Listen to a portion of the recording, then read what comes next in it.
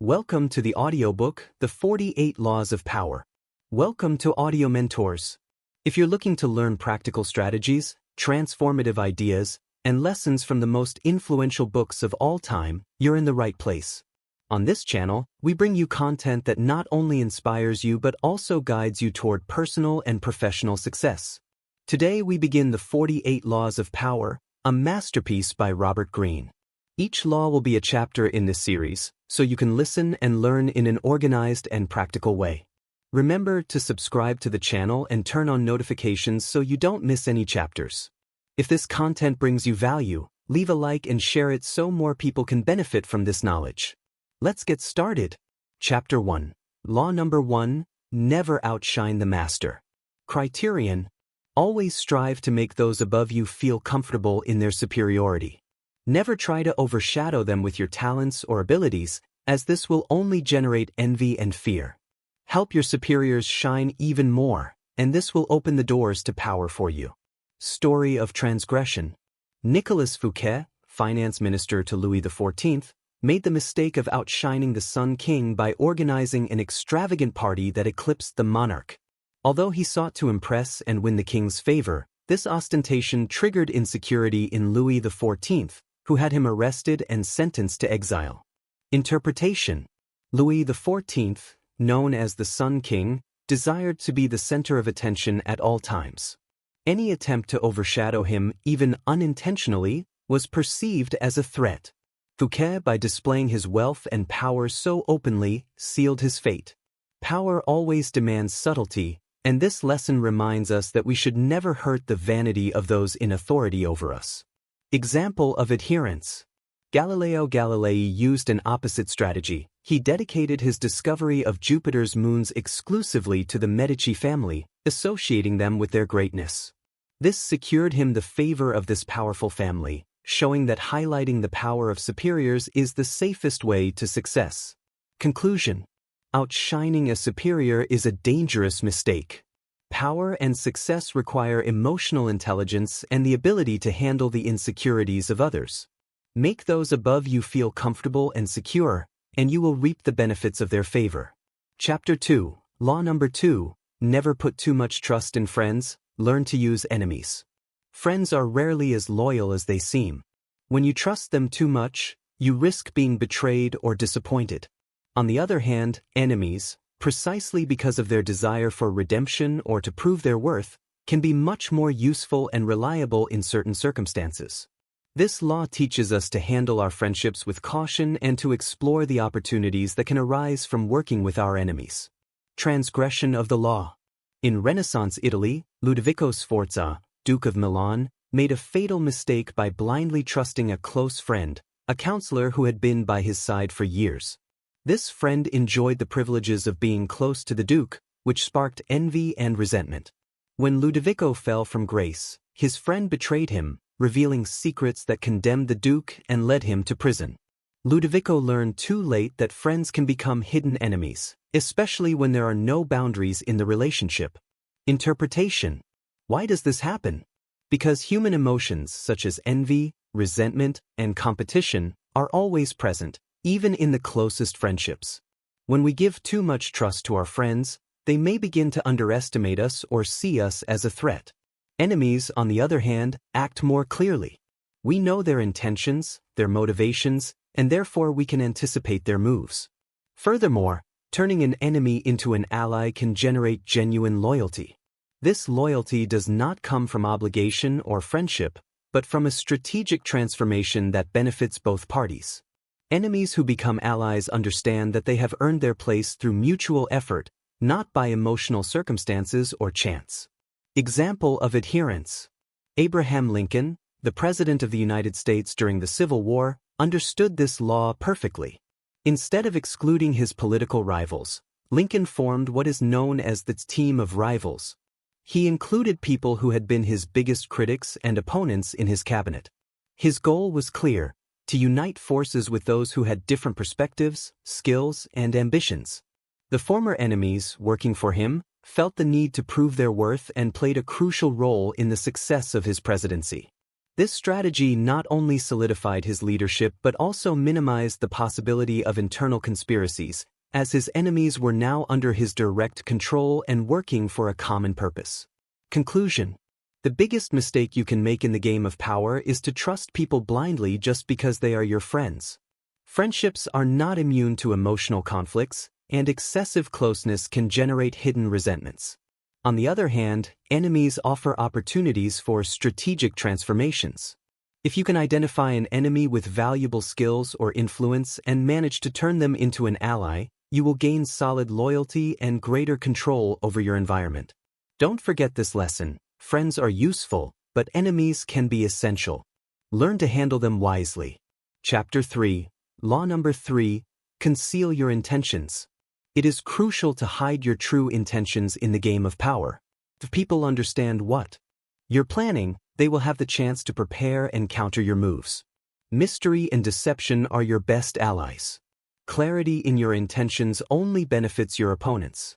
Transgression of the law.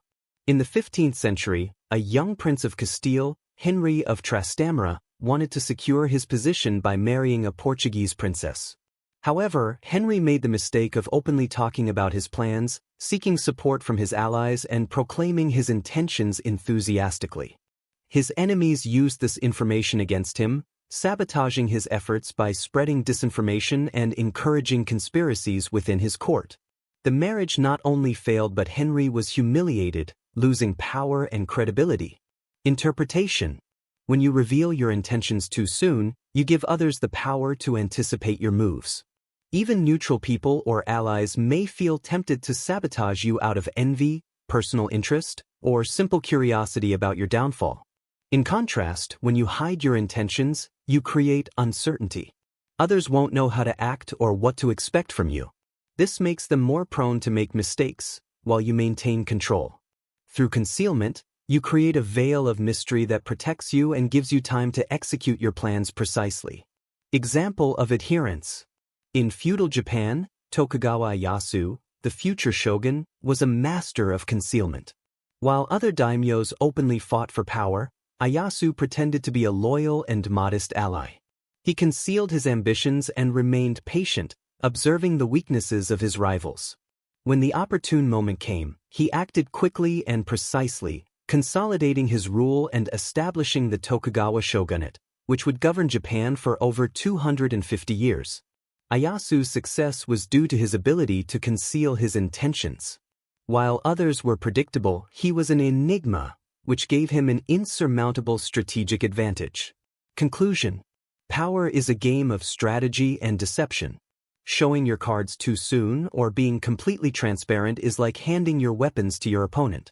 Always keep others in uncertainty about what you truly desire or plan. By doing so, you will have control, while they will be trapped in a maze of doubts.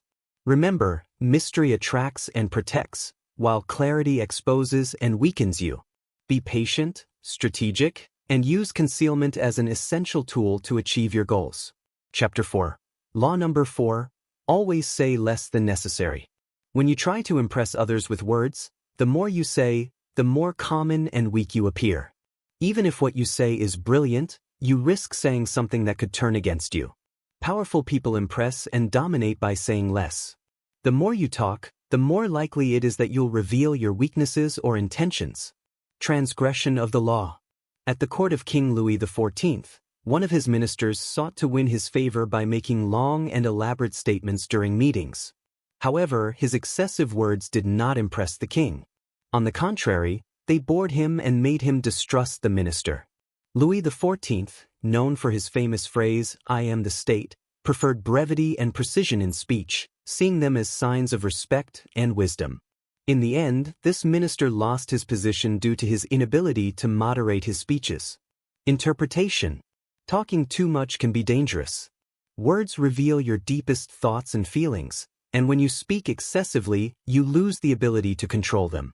Furthermore, those who listen to you may interpret your words in unexpected ways or use them against you. Saying less, on the other hand, projects mystery and authority. Well-chosen, measured words have a much greater impact than a torrent of them.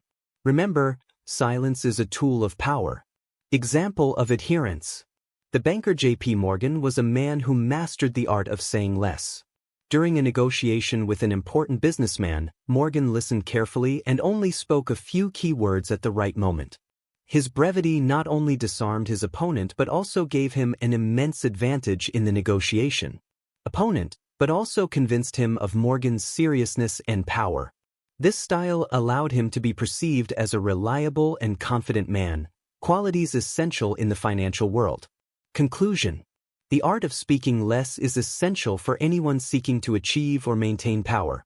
Words are double-edged weapons. When used well, they can open doors, but if mishandled, they can close opportunities and reveal vulnerabilities. Learn to master silence and the impact of what you say. Remember, words are like arrows. Once shot, they cannot be retrieved. Speak less and you will gain more. Chapter 5. Law number 5. Reputation is everything. Protect it at all costs. Reputation is the cornerstone of power.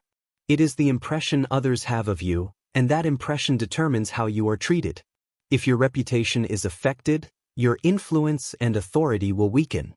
Protect your reputation with your life and attack any attempts to damage it swiftly and decisively. Transgression of the law.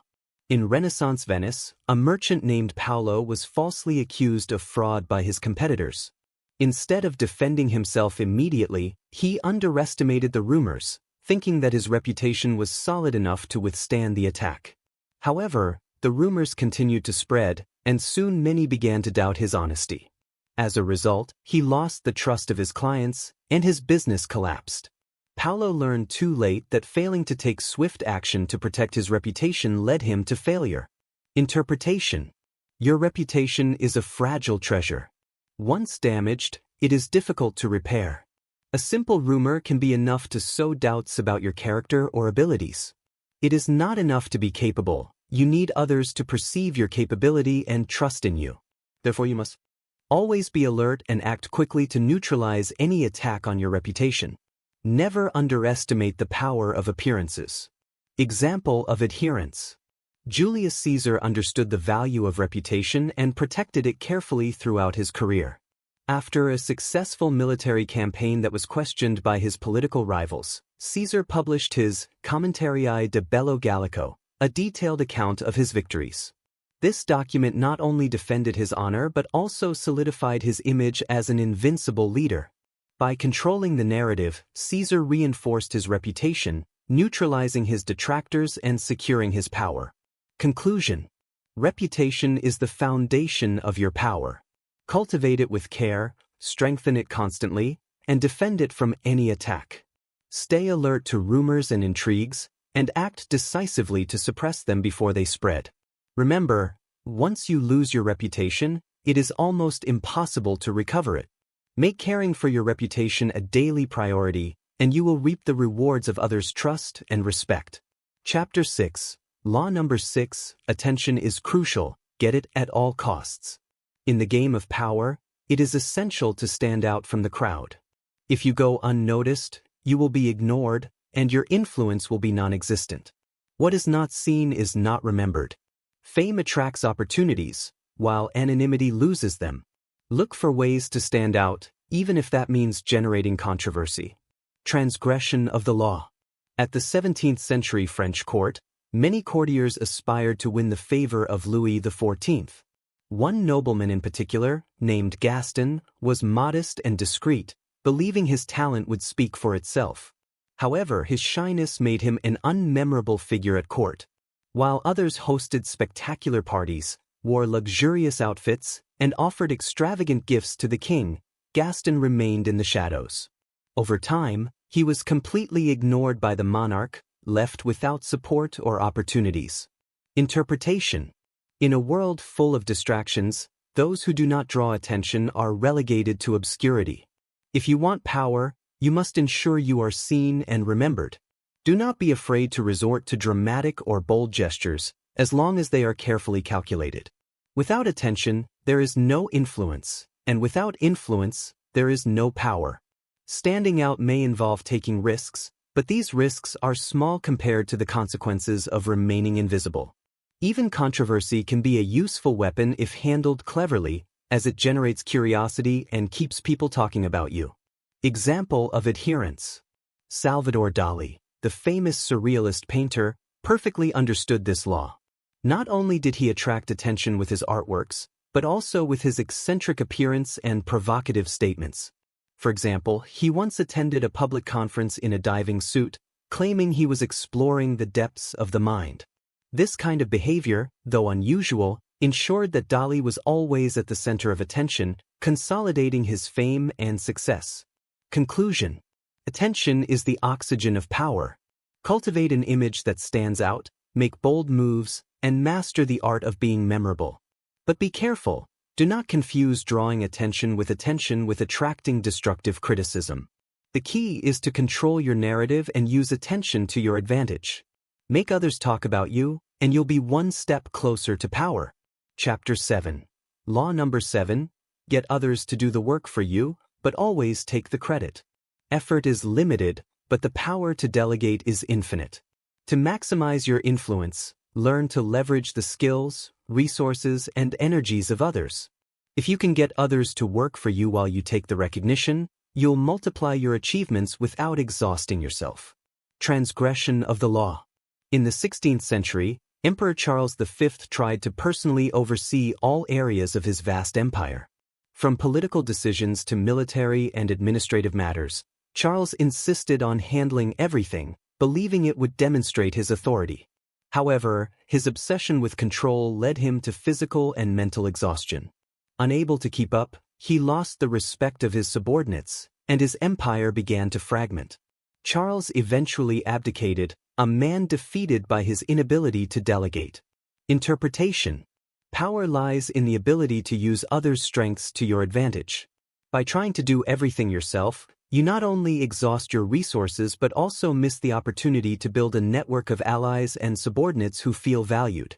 By taking credit for collective efforts, you not only reinforce your position but also create an image of efficiency and control that is essential in the game of power. This doesn't mean you should belittle or exploit others. The art of delegating wisely involves motivating and rewarding those who work for you, ensuring they continue supporting you. Example of adherence. Thomas Edison, known as one of the greatest inventors in history, fully understood this law. Although he was the face of many revolutionary inventions, Edison surrounded himself with brilliant engineers and inventors who did much of the work. His laboratory, Menlo Park, was a hub of collaboration where others developed ideas that Edison presented to the world as his own. By taking the credit, Edison consolidated his reputation as a visionary genius, while his team continued working for him enthusiastically. Conclusion. Power is not in working harder, but in working smarter. Leverage others' skills but ensure you lead the narrative about the accomplishments. The key is to build a system in which others want to contribute to your success, while you reap the rewards of collective effort. Remember, well-managed credit is the foundation of a lasting reputation. Chapter 8. Law number 8. Make others come to you. Use bait if necessary. In the game of power, control is essential. If you are always reacting to others' moves, you lose the initiative. Instead of chasing others, make them come to you, drawing them in with rewards or advantages they desire. This puts you in a position of power from which you can dominate the situation. Transgression of the law.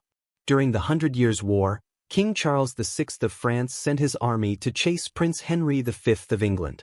The French army, confident in their numerical superiority, ventured into unfamiliar territory, following the English. However, Henry had carefully planned this strategy, drawing the enemy into terrain that favored him. At the Battle of Agincourt, the French were defeated despite their initial advantage, proving that following the pace set by the enemy can be a deadly trap. Interpretation. When you chase others, you give up control of the situation. You become predictable and vulnerable to your adversary's strategies. By drawing people toward you, you can set the terms of the encounter, allowing you to prepare the ground and dictate the conditions. This not only places you in a position of advantage but also creates the perception that you are the center of gravity in any situation. To achieve this, use incentives that others cannot ignore. This could be a promise of reward, a unique opportunity, or simply making it seem like they need something from you. Example of adherence. Hannibal, the legendary Carthaginian general, mastered this strategy during the Second Punic War. At the Battle of Lake Trasimene, Hannibal lured the Roman army into a narrow pass next to the lake, pretending to retreat.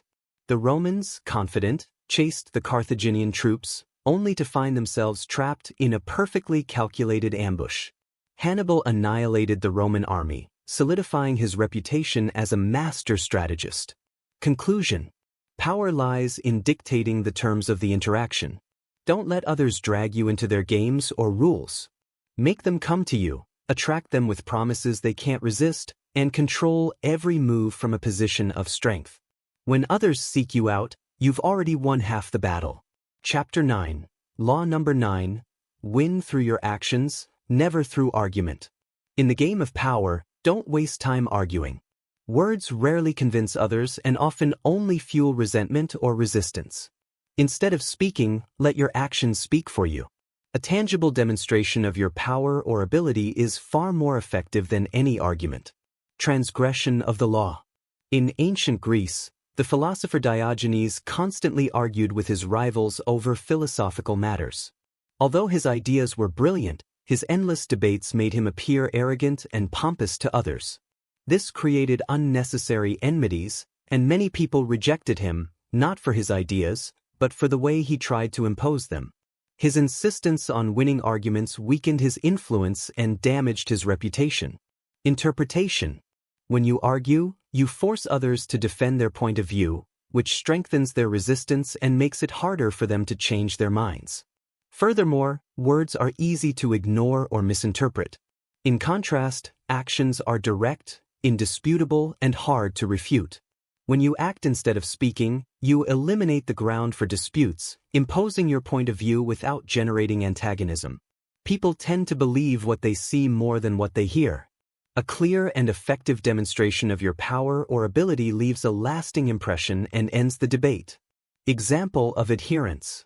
In the 17th century, French Marshal Turenne faced constant criticism from his rivals, who questioned his ability as a military strategist. Instead of responding to his detractors with words, Turenne led a series of successful military campaigns that demonstrated his tactical genius. His actions silenced his critics and solidified his reputation as one of the greatest generals of his time.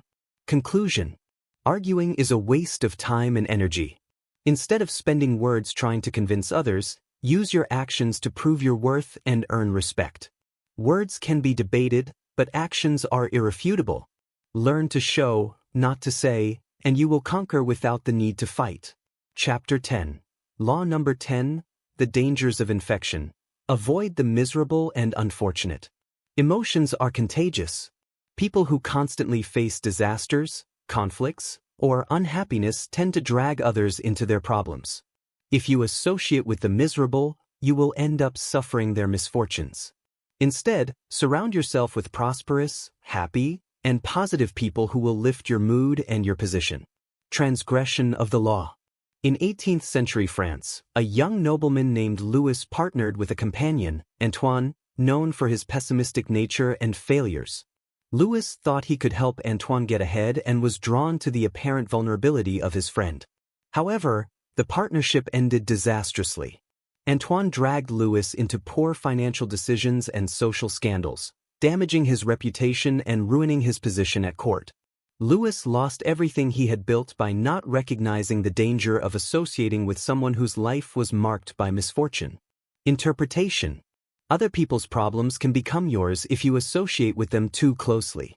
Miserable and unfortunate people often carry a cloud of negativity that affects everyone around them. Although you may feel sympathy or empathy, it is essential to recognize that helping these people can cost you dearly, both emotionally and socially. In contrast, by surrounding yourself with positive, successful, and balanced people, you will absorb their energy and improve your opportunities. Prosperity is equally contagious, and strategic associations can elevate your position. Example of adherence. During the Italian Renaissance, Cosimo de' Medici, leader of the powerful Medici family, carefully selected the people he associated with.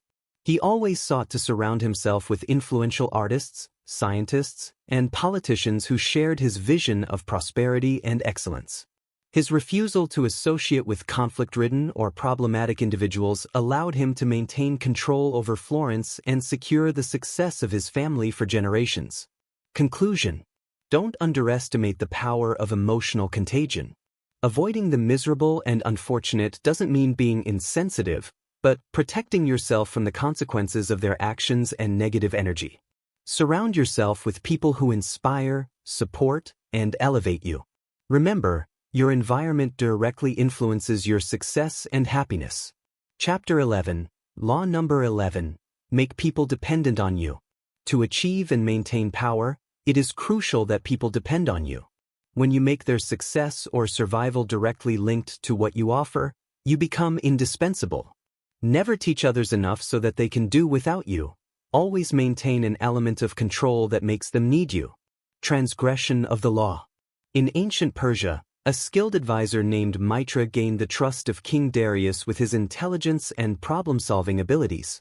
Believing that his loyalty and skills would be enough to secure his position, Mitra taught other courtiers how to handle important matters. These courtiers quickly learned, and once they no longer needed Mitra, they conspired to remove him from the court.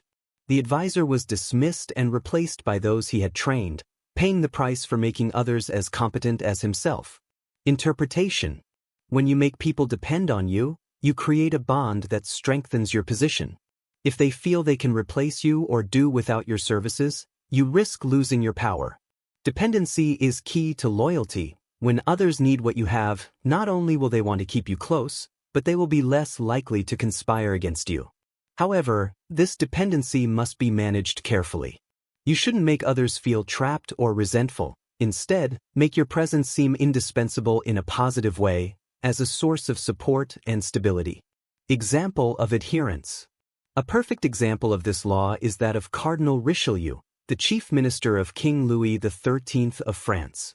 Richelieu consolidated his power by ensuring the king was completely dependent on him for political and strategic decisions.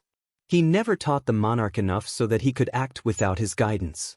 At the same time, Richelieu kept the rest of the court divided and dependent on his influence to maintain their own positions. His ability to create this dependency allowed him to effectively control the kingdom and maintain his position for decades. A modern example is Steve Jobs at Apple. Jobs not only led the company, but he also created such a unique culture and vision that his presence seemed indispensable. Even after his departure, his influence and legacy remained a fundamental part of Apple's success, demonstrating how power can extend beyond time and position. Conclusion. Making yourself indispensable is the foundation of lasting power. Ensure that the people around you see you as the key to their success. Create the perception that without your guidance, skills, or influence, their own plans and ambitions would collapse. But be careful, balance is essential. Dependency must be carefully cultivated so that others willingly accept it, rather than seeing it as a burden. Remember, others' independence can be your greatest threat. Make them dependent on you, and you will ensure that your position is unshakable. Be the axis around which everything revolves. Chapter 12. Law number 12. Use selective honesty and generosity to disarm your victim. Power is not always obtained through force or direct manipulation. Sometimes, a calculated act of honesty or generosity can disarm even the most distrustful. When you lower others' guard with gestures of apparent sincerity, you pave the way for their trust and control the relationship. Transgression of the law. During the conquest of Mexico, Hernán Cortés faced resistance from the Mexicas under the leadership of Moctezuma. Initially, Moctezuma tried to appease the Spanish by sending them generous gifts. However, his gestures were interpreted as signs of weakness, which encouraged Cortés to intensify his military campaign. Moctezuma's apparent generosity did not disarm the invaders. Rather, it strengthened their resolve to conquer the territory. Moctezuma lost both his kingdom and his life, underestimating the power of calculation behind generosity. Interpretation. Generosity without strategy can be seen as weakness or lack of purpose. But when used strategically, honesty or gifts can disarm your opponents and win allies. The key is to use these gestures selectively, ensuring that others perceive them as genuine acts. This can create an emotional bond and generate loyalty or dependence. An unexpected gift, a display of humility, or an act of sincerity can confuse your adversary or gain the trust of someone important. However, there should always be a hidden intention behind these actions. Calculated generosity not only disguises your true motives, but it can also be an investment for future gain. Example of adherence. In the 16th century, Ottoman Sultan Suleiman the Magnificent used calculated generosity to disarm his European adversaries. When he sent ambassadors to other courts, he gave luxurious gifts and letters full of flattery. These gestures not only impressed his rivals but also fostered a perception of Suleiman as a reasonable and magnanimous ally. In reality, these acts were part of a strategy to divide the European powers, reducing the likelihood of a unified alliance against the Ottoman Empire. Conclusion. Honesty and generosity can be powerful tools in the game of power, but only when employed with precision and calculation. Use these gestures to disarm your enemies, win allies, or open doors. Don't fall into the trap of being generous for mere altruism. There must always be a purpose behind your actions.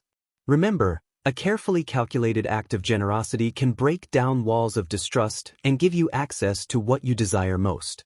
The appearance of sincerity is often the best weapon in the game of power. Chapter 13. Law number 3. Ask for help by appealing to others' self-interest, never to their mercy or gratitude. When you need someone to do something for you, don't appeal to their sense of compassion or gratitude. Instead, seek their self-interest and offer them a clear benefit. People act based on what they gain, not out of altruism. Understand this law, and you will master the art of persuasion. Transgression of the law. During the 30 Years' War, Emperor Ferdinand II asked several German princes for help to reinforce his army. Instead of offering concrete incentives, he appealed to their loyalty, mercy, and sense of duty toward the Holy Roman Empire. However, many princes rejected his call, as they saw no direct benefits in participating in the conflict. The lack of clear incentives weakened Ferdinand II's position, leaving him without the resources needed to consolidate his power. Interpretation. The error of appealing to gratitude or morality lies in the fact that both are fleeting emotions. People tend to forget favors quickly, and appealing to their sense of obligation can breed resentment. On the other hand, by focusing on what they gain, you create a bond that benefits both sides and ensures their cooperation. The key is identifying what others value: money, power, prestige, recognition, or even security. Once you understand what motivates them, you can structure your request in a way that seems like an opportunity rather than a burden. Align your interests with theirs, and you'll find they are more willing to help you without resistance. Example of adherence. In Renaissance Florence, Cosimo de' Medici sought political support to consolidate his family's power. Instead of asking for help based on the gratitude of those he had previously favored, Cosimo offered tangible incentives such as lucrative contracts, influential positions, or strategic alliances. This strategy allowed him to maintain control over Florence, as all those who supported him did so because they gained a direct benefit. Cosimo understood that self-interest was more powerful than sentimental loyalty. A modern example is the marketing strategy used by large tech companies. These companies don't appeal to their customers' compassion but offer products and services that improve their lives or solve specific problems. By making consumers see the personal value in their products, they achieve long-term loyalty and support. Conclusion. When seeking support, never rely on others' gratitude or compassion. These emotions are transient and unreliable. Instead, identify what motivates people and appeal to their self-interest. Make your proposal mutually beneficial, and you will be more likely to succeed. Remember, people act based on what they can gain, not on what they've received. Turn your requests into opportunities, and power will be within your reach. Chapter 14. Law number 14. Show yourself as a friend, but act as a spy. Knowledge is power. To gain an advantage over others, you need to know more about them, their intentions, weaknesses, and desires. The best way to obtain this information is through closeness. Pretend to be a friend, listen attentively, and observe their actions. Make them trust you and reveal their secrets without realizing it. Transgression of the law. In the 16th century, at the court of Queen Elizabeth I of England, several courtiers sought the Queen's favor. One of them, Robert Devereux, the Earl of Essex, tried to gain the trust of his rivals by sharing details of his own strategies and alliances. However, this openness was used against him by other courtiers, who spied on his movements and betrayed him. Ultimately, Essex was arrested and executed, unable to see that those who pretended to be his friends had been spying on him the entire time. Interpretation. Trust is a double-edged sword. When you reveal too much about yourself, you give others the power to use it against you. On the other hand, when you act as a trustworthy friend and show genuine interest in others, you give them a false sense of security that makes them lower their guard. In this state, it becomes easier to observe them and gather valuable information. Being a spy doesn't mean actively betraying others, but rather gathering strategic knowledge that allows you to anticipate their moves or influence their decisions. The secrets you uncover through closeness are tools that can be used to build your advantage. Example of adherence. In 17th century France, Cardinal Richelieu was a master of the art of espionage. He fostered a network of informants within the court who provided him with intimate details about the loyalties and conspiracies of the nobles. This information allowed him to dismantle plots before they materialized and consolidate his position as the most powerful man in France, second only to the king. Another example is that of Catherine de' Medici, who used her proximity to the ladies of the court to gather information about the nobles who visited them. This tactic allowed her to manipulate alliances and conspiracies to her advantage, ruling effectively from behind the throne. Conclusion. Power lies in knowledge, and the best way to gain it is through closeness. Act as a trustworthy friend, but keep your intentions hidden. Listen, observe, and gather useful information without revealing your own secrets. This approach will not only give you an advantage, but also protect you from potential betrayals. Remember, friendship can be a strategic tool if you learn to use it cleverly. Become a discreet spy, and the doors of power will open for you. Chapter 15. Law number 15. Crush your enemy completely. In the game of power, enemies should not be defeated halfway. If you leave even a spark of hope in someone you've defeated, you risk them rising again and taking revenge. The total destruction of your enemy not only eliminates the threat but also sends a clear message to others. It is not safe to challenge you. Transgression of the law. In ancient Rome, Julius Caesar pardoned some of his enemies after defeating them in the civil war. Among them was Marcus Junius Brutus, who had fought against him. Caesar believed this gesture of mercy would consolidate his authority and win the loyalty of his former rivals. However, this act of indulgence had fatal consequences. Brutus, instead of becoming loyal, joined a conspiracy and was one of the key figures responsible for Caesar's assassination on the Ides of March. Caesar underestimated the danger of letting his enemies live. Interpretation. Compassion can be seen as a weakness, especially by those who have been defeated.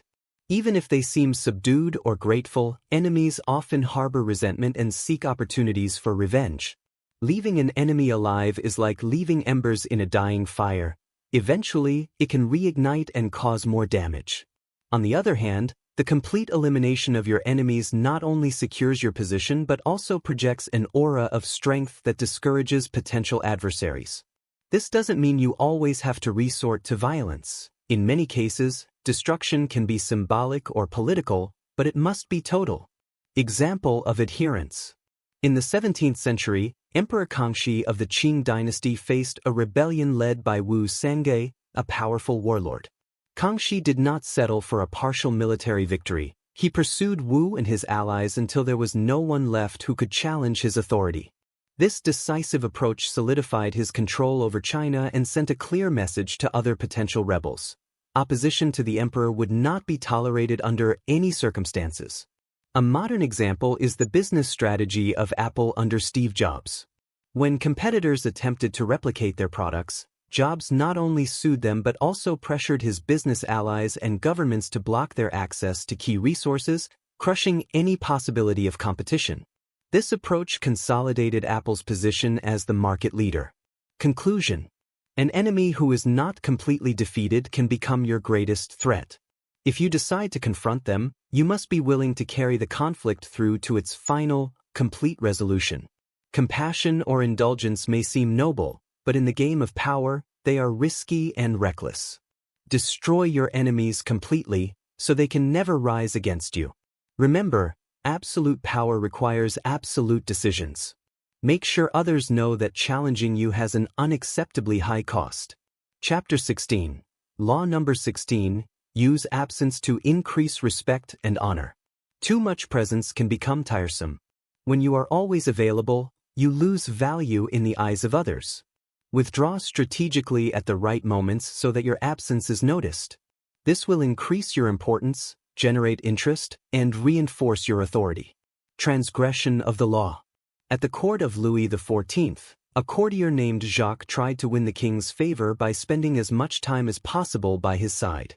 Jacques believed that his constant presence would demonstrate loyalty and devotion. However, his constant proximity began to annoy the monarch, who saw him as a burden. Eventually, Jacques was relegated to minor tasks, fading into obscurity. His failure to withdraw strategically led him to lose all influence. Interpretation. When you are always present, people get used to you and start to underestimate you. Familiarity can diminish your perceived value, and constant interaction can cause boredom or even resentment. Instead, when you withdraw at the right moments, you create an air of mystery that sparks interest and curiosity. A well-timed absence increases your value, as people begin to desire your presence and appreciate it more when it happens. However, absence must be handled carefully. Withdrawing for too long can make you forgotten or allow someone else to take your place. Balance is key. Disappear enough to create longing, but not so much as to become irrelevant. Example of adherence. The French writer and philosopher Voltaire understood the power of absence. For a time, he was exiled from France, but instead of protesting, he used his absence to increase his notoriety. While away, he wrote works that kept his name alive at court and among the aristocracy. His eventual return was met with great enthusiasm, as his absence had created an aura of respect and mystery that reinforced his status as one of the most important intellectuals of his time. In contemporary music, artists like Adele have used strategic periods of absence between albums to generate anticipation. Her temporary withdrawal from the public scene makes each of her comebacks a monumental event, increasing both her prestige and relevance. Conclusion. Constant presence can dilute your impact.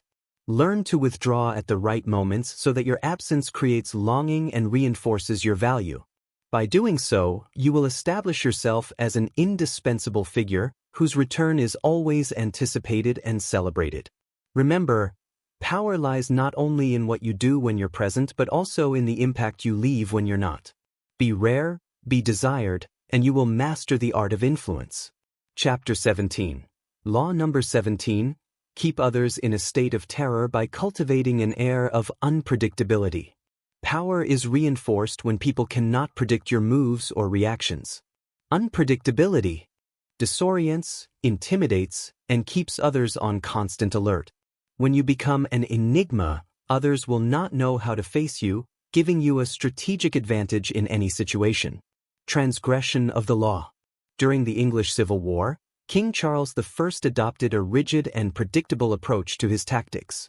His movements were easy to anticipate, allowing the parliamentary forces led by Oliver Cromwell to develop effective strategies to defeat him.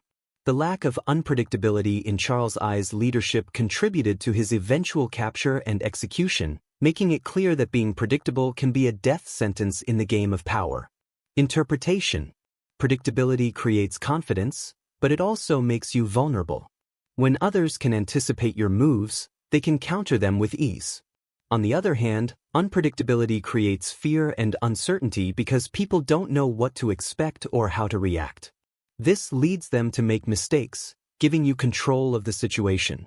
The art of unpredictability is not just about acting chaotically or irrationally, but about introducing unexpected elements into your behavior.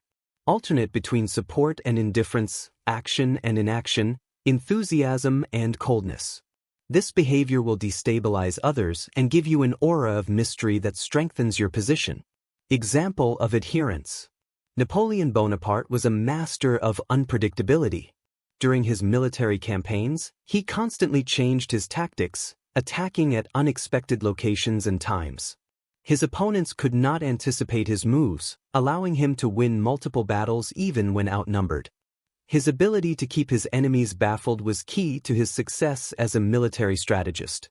In the business world, Elon Musk uses unpredictability as a strategic tool. His unexpected announcements, unusual decisions, and provocative comments keep his competitors and the public in constant uncertainty. This tactic reinforces his control over the narratives surrounding his companies and makes him an impossible figure to ignore. Conclusion. Unpredictability is a powerful weapon that allows you to keep others at a disadvantage. By breaking their expectations, you generate respect, fear, and a strategic advantage that reinforces your power. However, unpredictability must be controlled and calculated. Too much of it can make you chaotic and cause you to lose the respect you're trying to gain. Remember, be an enigma to others. When no one can predict your moves, you will have absolute control over the situation. Chapter 18. Law number 18. Do not build fortresses to protect yourself. Isolation is dangerous. The temptation to isolate oneself can be strong, especially when you feel vulnerable or under attack. However, distancing yourself from the outside world and building walls around you deprives you of crucial information, weakens your influence, and makes you an easier target. Power lies in constant interaction with others and staying connected to what is happening around you. Transgression of the law. In the 14th century, King Charles II of Navarre, known as Charles the Bad, ruled with distrust toward everyone around him. Fearing conspiracies, he decided to isolate himself in a remote fortress, relying only on a small group of advisors. However, by severing his ties with the rest of the nobility, he lost contact with political events and the pulse of his kingdom. His enemies took advantage of his isolation to form alliances against him, what led to his eventual downfall. His fortress, which he believed to be his greatest protection, became his prison. Interpretation. Isolation may seem safe, but in reality, it weakens you. By disconnecting from others, you lose access to crucial information, support, and opportunities. Additionally, by withdrawing from the world, you project an image of weakness and mistrust, which can foster conspiracies against you. Power requires constant interaction, being present, listening, observing, and building strategic relationships. This doesn't mean you need to be accessible to everyone, but you must maintain your networks of influence and ensure that information always flows to you. Instead of building walls, build bridges that keep you connected to the world. Example of adherence. The Ottoman Sultan Suleiman the Magnificent understood the danger of isolation. Although he lived in the splendor of the Topkapi Palace, he maintained a close connection with his viziers, generals, and the people. Suleiman organized regular audiences and listened to the concerns of his subjects, which allowed him to anticipate problems and maintain control of his vast empire. His willingness to interact and receive information was key to his success as a leader. A modern example is the strategy of companies like Amazon, which maintain a close relationship with their customers through surveys, data, and feedback. This constant connection allows them to anticipate trends, improve their services, and outperform the competition. If Amazon isolated itself and stopped interacting with its consumers, it would quickly lose its market advantage. Conclusion. Isolation may seem like a defensive strategy, but in the game of power, it is a fatal mistake. Stay connected with others, even with those who may seem dangerous. Information and strategic relationships are your best weapons to maintain your position and anticipate threats. Remember, the safest fortress is not built with walls, but with networks of influence and a constant flow of information. Interact, observe, and stay connected to maintain control. Chapter 19. Law number 19. Know who you are dealing with. Do not offend the wrong person. Power does not only depend on what you do but also on who you face and how you do it. Not all people react the same way to a challenge or offense. Some are more dangerous than they seem and can take revenge in unexpected ways. Choose your battles carefully and never underestimate anyone. Transgression of the law. In the 19th century, a young banker in Paris, Jules Dupont, openly mocked an older and seemingly insignificant man named Émile during a dinner. Jules, confident in his social and economic position, assumed that Émile could not harm him. However, Émile turned out to be an influential politician with powerful connections. Using his network, Émile sabotaged Jules's career, leaving him ruined and humiliated. Jules learned the hard way that you should never underestimate anyone without knowing their true reach. Interpretation. In the game of power, offenses can be dangerous, especially if you underestimate the person you are attacking. Some people are more vengeful, patient, or simply more powerful than they appear. Arrogance and ignorance can lead you to provoke someone who, although they seem harmless, has the means to destroy you. Therefore, before acting, carefully analyze who you are dealing with. Research their background, connections, and personality. If they are a powerful person, seek to appease them or keep them neutral. If they are someone who holds grudges, avoid confronting them directly. The best strategy is not always confrontation, but diplomacy and discretion. Example of adherence. A classic example of this law is the story of Alexander the Great and the Scythians, a nomadic tribe from the north. The Scythians sent ambassadors to Alexander to negotiate peace, but he, confident in his military power, ignored their proposal and threatened them with conquest.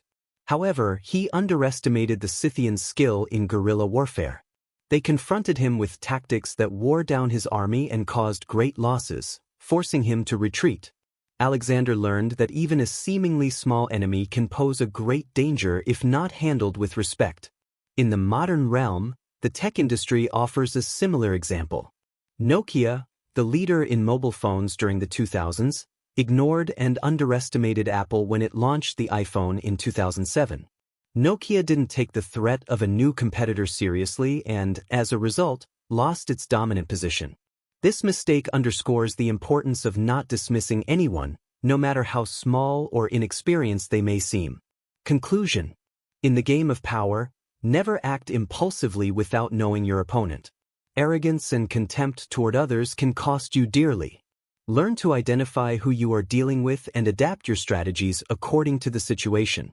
In some cases, it is better to avoid confrontation than to risk facing someone who could destroy you. Remember, never underestimate anyone. Strategic respect and diplomacy can save you from enemies you didn't know you had. Chapter 20. Law number 20. Never commit to anyone. Maintaining your independence is essential in the game of power. If you commit to a person or cause, you become a resource for others and lose the ability to maneuver freely. By staying neutral and keeping your options open, you maintain control and can play both sides as it suits you. Transgression of the law. During the 100 Years' War, many French nobles decided to commit unconditionally to the English, believing their victory was inevitable.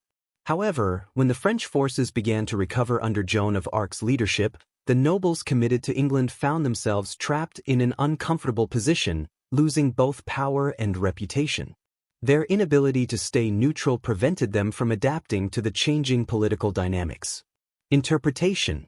Committing too early makes you predictable and limits you. When others know who you serve or what cause you are dedicated to, you lose your strategic advantage and become a pawn in others' plans. Conversely, if you remain independent, you keep everyone guessing and make others need you more than you need them. Strategic neutrality doesn't mean you lack loyalties, but these should be carefully calculated and temporary.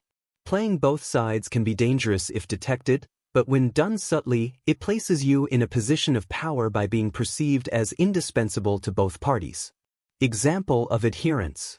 Otto von Bismarck, the 19th century German chancellor, was a master of strategic independence. Instead of fully committing to a single European power, Bismarck skillfully managed Germany's alliances, balancing power between France, Russia, and Austria. This approach allowed him to keep Germany strong and avoid major conflicts during his time in power. By never fully committing to anyone, Bismarck remained a key player in European politics. A modern example is Warren Buffett, the legendary investor. Buffett maintains his independence in financial decisions, avoiding commitments to fleeting trends or specific groups. His focus on analyzing each situation on its merits and staying flexible has been key to his long-term success. Conclusion: commitment blinds your options and makes you vulnerable to others' strategies.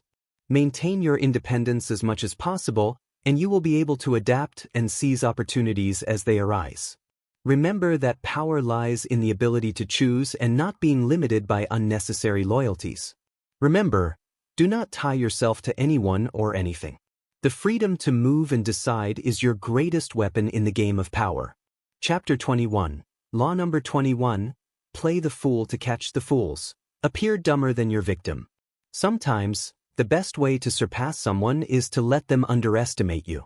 When others believe they are smarter or more capable than you, they let their guard down and reveal their true intentions.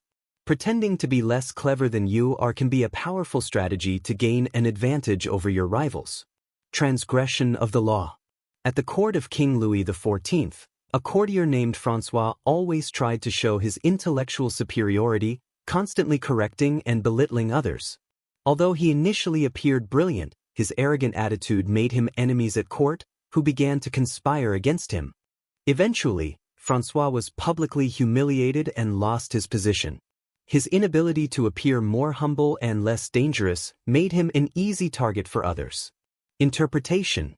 When you try too hard to show off your intelligence or superiority, you make others feel insecure and resentful. This not only creates enemies, but also puts your rivals on high alert, making them more cautious around you. In contrast, if you act modest or even naive, you allow others to feel comfortable and confident. This leads them to underestimate you, giving you a strategic advantage to observe, learn, and strike at the right moment. Pretending to be less intelligent or astute is not a sign of weakness, but of control. It is a tactic that allows you to manipulate others' perceptions and use them to your advantage. Example of adherence. The legendary Chinese general Zhuge Liang used this strategy on numerous occasions. In one of his campaigns, he allowed his enemy to believe that he had left an important city unprotected. The enemy, confident in their superiority, attacked hastily, only to fall into a trap that Zhuge had carefully prepared. By appearing careless and weak, Zhuge disarmed his opponent and secured victory. In the modern era, entrepreneurs like Richard Branson, founder of Virgin Group, have often been underestimated due to his relaxed and carefree style. However, this deceptive image has allowed him to surpass more serious and formal competitors, who didn't consider him a serious threat until it was too late. Conclusion. Appearing dumber than you can disarm your rivals and give you the advantage you need to overcome them. Arrogance and showcasing intelligence only generate resentment and unwanted attention. Learn to use perception to your advantage, letting others underestimate you while you quietly work to outmaneuver them. Remember, in the game of power, being underestimated can be your greatest strength. Pretend to be a fool and let your enemies trap themselves. Chapter 22. Law number 22. Use the surrender tactic. Turn weakness into power. When facing a superior force, fighting can be a fatal mistake. Resistance only wears out your resources and strengthens your opponent. Instead of confronting them directly, use the surrender tactic as a means to buy time, distract your enemy, and create opportunities to return stronger in the future. Transgression of the law. During Napoleon's conquest of Russia, the Russian army tried to resist instead of temporarily yielding. This direct resistance led to massive losses, leaving the country weakened. The Russians underestimated the possibility of a strategic retreat, which could have given them time to regroup. Although they eventually defeated Napoleon, their initial insistence on fighting directly cost them millions of lives and significant damage to the country. Interpretation. Sometimes, yielding is more effective than resisting. The surrender tactic does not mean ultimate defeat, but rather a strategy to buy time and redirect your resources. By surrendering, you can disarm your enemy's aggression, making them feel confident or even satisfied. This can give you a chance to recover and surprise them later. On the other hand, stubbornly resisting a superior force only leads to exhaustion and, eventually, defeat. The key is knowing when to fight and when to strategically retreat, using surrender as a means to protect yourself and prepare for your next move. Example of adherence. A classic example of this law is the story of King Louis XI of France, known for his political cunning. When he was captured by the Duke of Burgundy, Louis did not try to rebel or directly challenge his captor. Instead, he adopted a submissive approach, showed humility, and offered gifts to the Duke. This tactic disarmed the Duke, who eventually freed Louis. Once free, Louis used his time to strengthen his position and ultimately seek revenge on his enemy. In the business world, the surrender tactic can be seen in cases where companies face massive lawsuits. Rather than stubbornly resisting, many negotiate temporary settlements or compensations that allow them to avoid greater harm and maintain their long-term position. Conclusion. Surrender does not always mean defeat. It can be a strategic tool to buy time, deceive your enemies, and preserve your resources. Knowing when to withdraw and how to do so can turn a position of weakness into an advantageous one.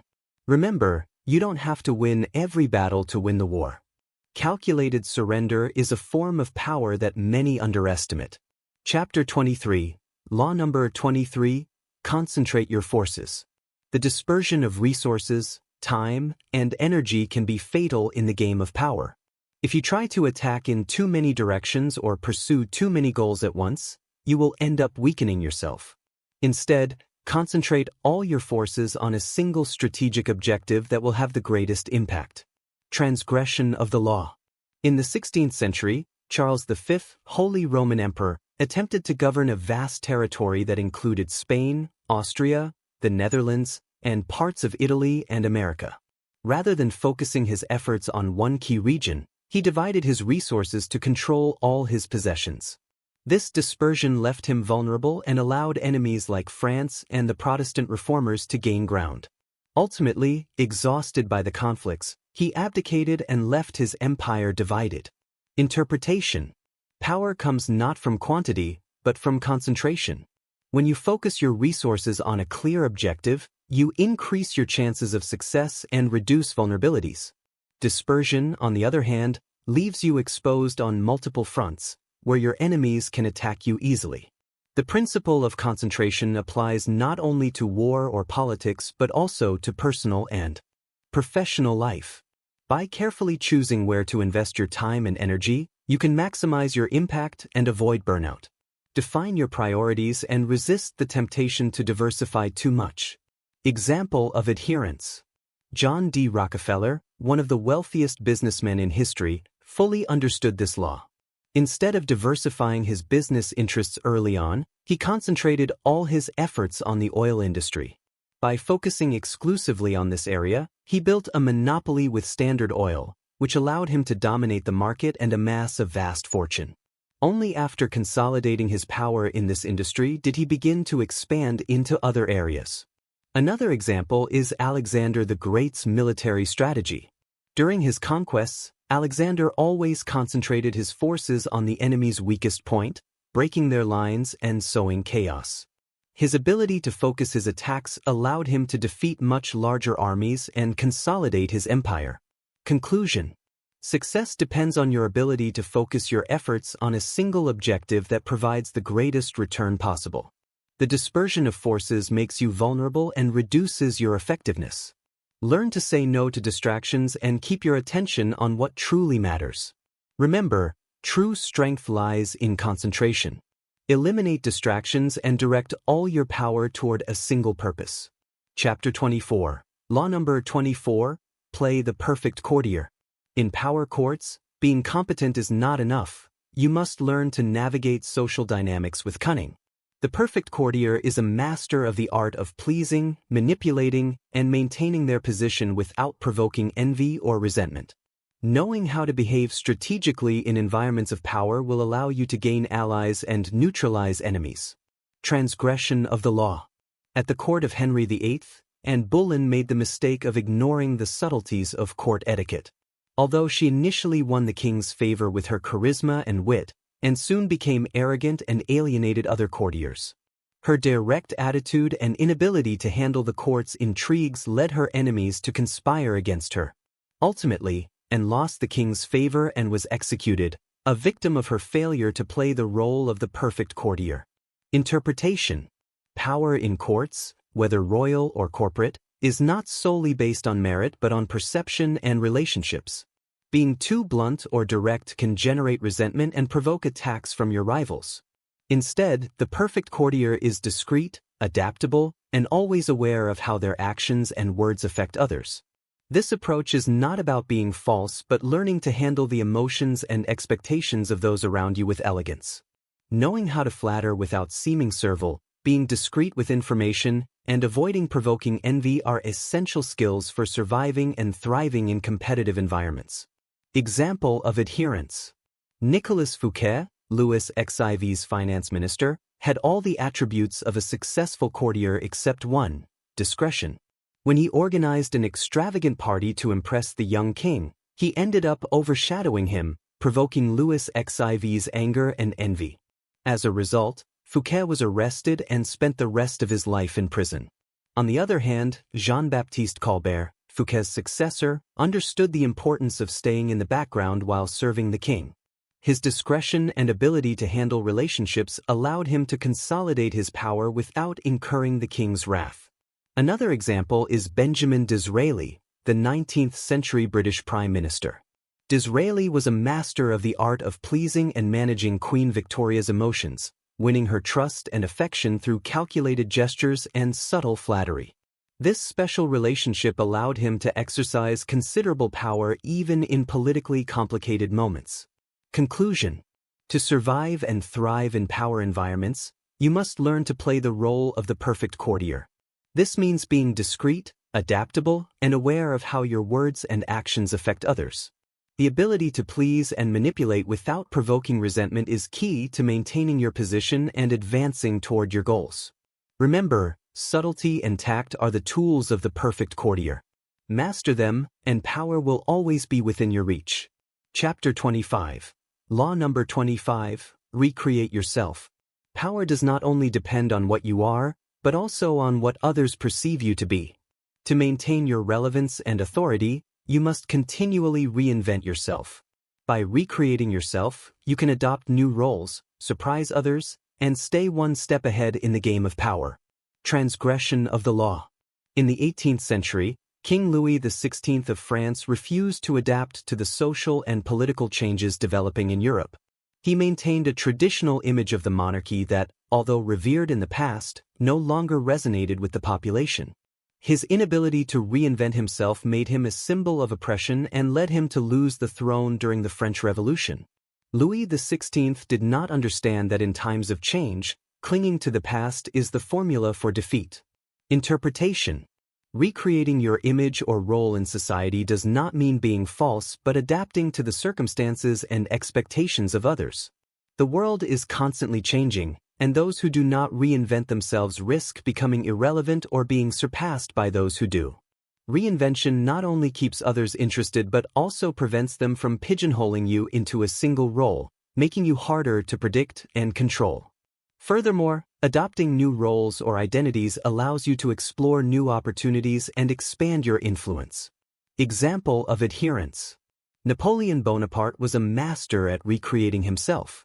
During his rise to power, he went from being an unknown military officer to becoming the savior of the French Republic and, finally, emperor. Each stage of his life was marked by a strategic transformation of his image. As emperor, he adopted monarchic symbols to consolidate his authority, but he also maintained certain republican values to gain popular support. This ability to transform himself allowed him to stay in power for years. In the business world, Elon Musk has continually recreated his public image. From being a tech innovator with PayPal, he transitioned into a visionary of space transport with SpaceX and a pioneer of sustainable energy with Tesla. This ability to adopt new roles and expand his influence has made him an iconic figure across multiple industries. Conclusion. The ability to reinvent yourself is crucial to maintaining power and relevance. Do not cling to a single identity. Be flexible and willing to change when circumstances require it. Reinventing yourself not only protects you from obsolescence, but it also keeps others intrigued and off balance. Remember, Adaptability and creativity are the essence of lasting power. Constantly reinvent yourself, and you will be untouchable. Chapter 26. Law number 26. Keep your hands clean. To maintain your reputation intact, it's essential that you are never seen directly involved in questionable or dirty acts. Whenever it's necessary to get your hands dirty, find someone else to do the work. This principle allows you to avoid negative consequences while keeping a spotless appearance. Transgression of the law. In Tsarist Russia, Prince Alexei was accused of conspiring against his own father, Peter the Great. Alexei had delegated dirty and compromising tasks to various subordinates, but he wasn't clever enough to conceal his direct relationship with them. When Peter discovered the plots, Alexei couldn't deny his involvement, and his credibility was ruined. Ultimately, he was arrested and executed, paying the price for not keeping his hands clean and for failing to use intermediaries effectively. Interpretation. In the game of power, your visible actions must be impeccable. If people associate your name with corrupt or immoral acts, your reputation and authority will erode quickly. Therefore, it's crucial to have allies, subordinates, or scapegoats who take care of tasks that could tarnish your image. Keeping your hands clean not only means avoiding direct responsibility, but also being strategic in handling perceptions. This includes diverting attention, using intermediaries, and ensuring that any negative actions are seen as necessary or inevitable, never a reflection of your character. Example of adherence. Cardinal Richelieu, the powerful minister of Louis XIII, understood this law perfectly. To consolidate the power of the French monarchy, Richelieu orchestrated numerous purges and eliminated his political rivals. However, he rarely did this directly. He used intermediaries to carry out these actions while maintaining an image as a devoted servant of the king and defender of the state. Thanks to this strategy, he was able to neutralize his enemies without tarnishing his reputation. A modern example is corporate leaders who use external consulting firms to implement mass layoffs or budget cuts.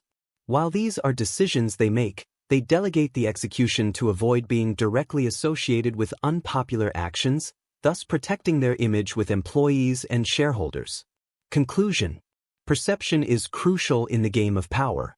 While some actions may be necessary, you should never directly associate yourself with questionable acts. Keep your hands clean by using intermediaries and ensuring that any negative repercussions fall on them, not on you. Remember, your reputation is your most valuable asset. Protect your image and let others get their hands dirty for you. Chapter 27. Law number 27. Play on people's needs to create your own cult. People have an innate desire to belong to something greater than themselves. If you can identify their deepest emotional needs and satisfy them, you can win their unconditional loyalty. Building a cult around your figure or ideas gives you absolute power and control that transcends logic. Transgression of the law. In the 20th century, a political leader promised to transform a country devastated by war and poverty. Although he initially attracted followers, his approach was purely rational, based on statistics and technical plans. However, his failure to connect emotionally with the masses and create a sense of purpose led to him losing support. Citizens, dissatisfied with his lack of charisma and emotional connection, sought leaders who appealed more to their need for belonging and inspiration.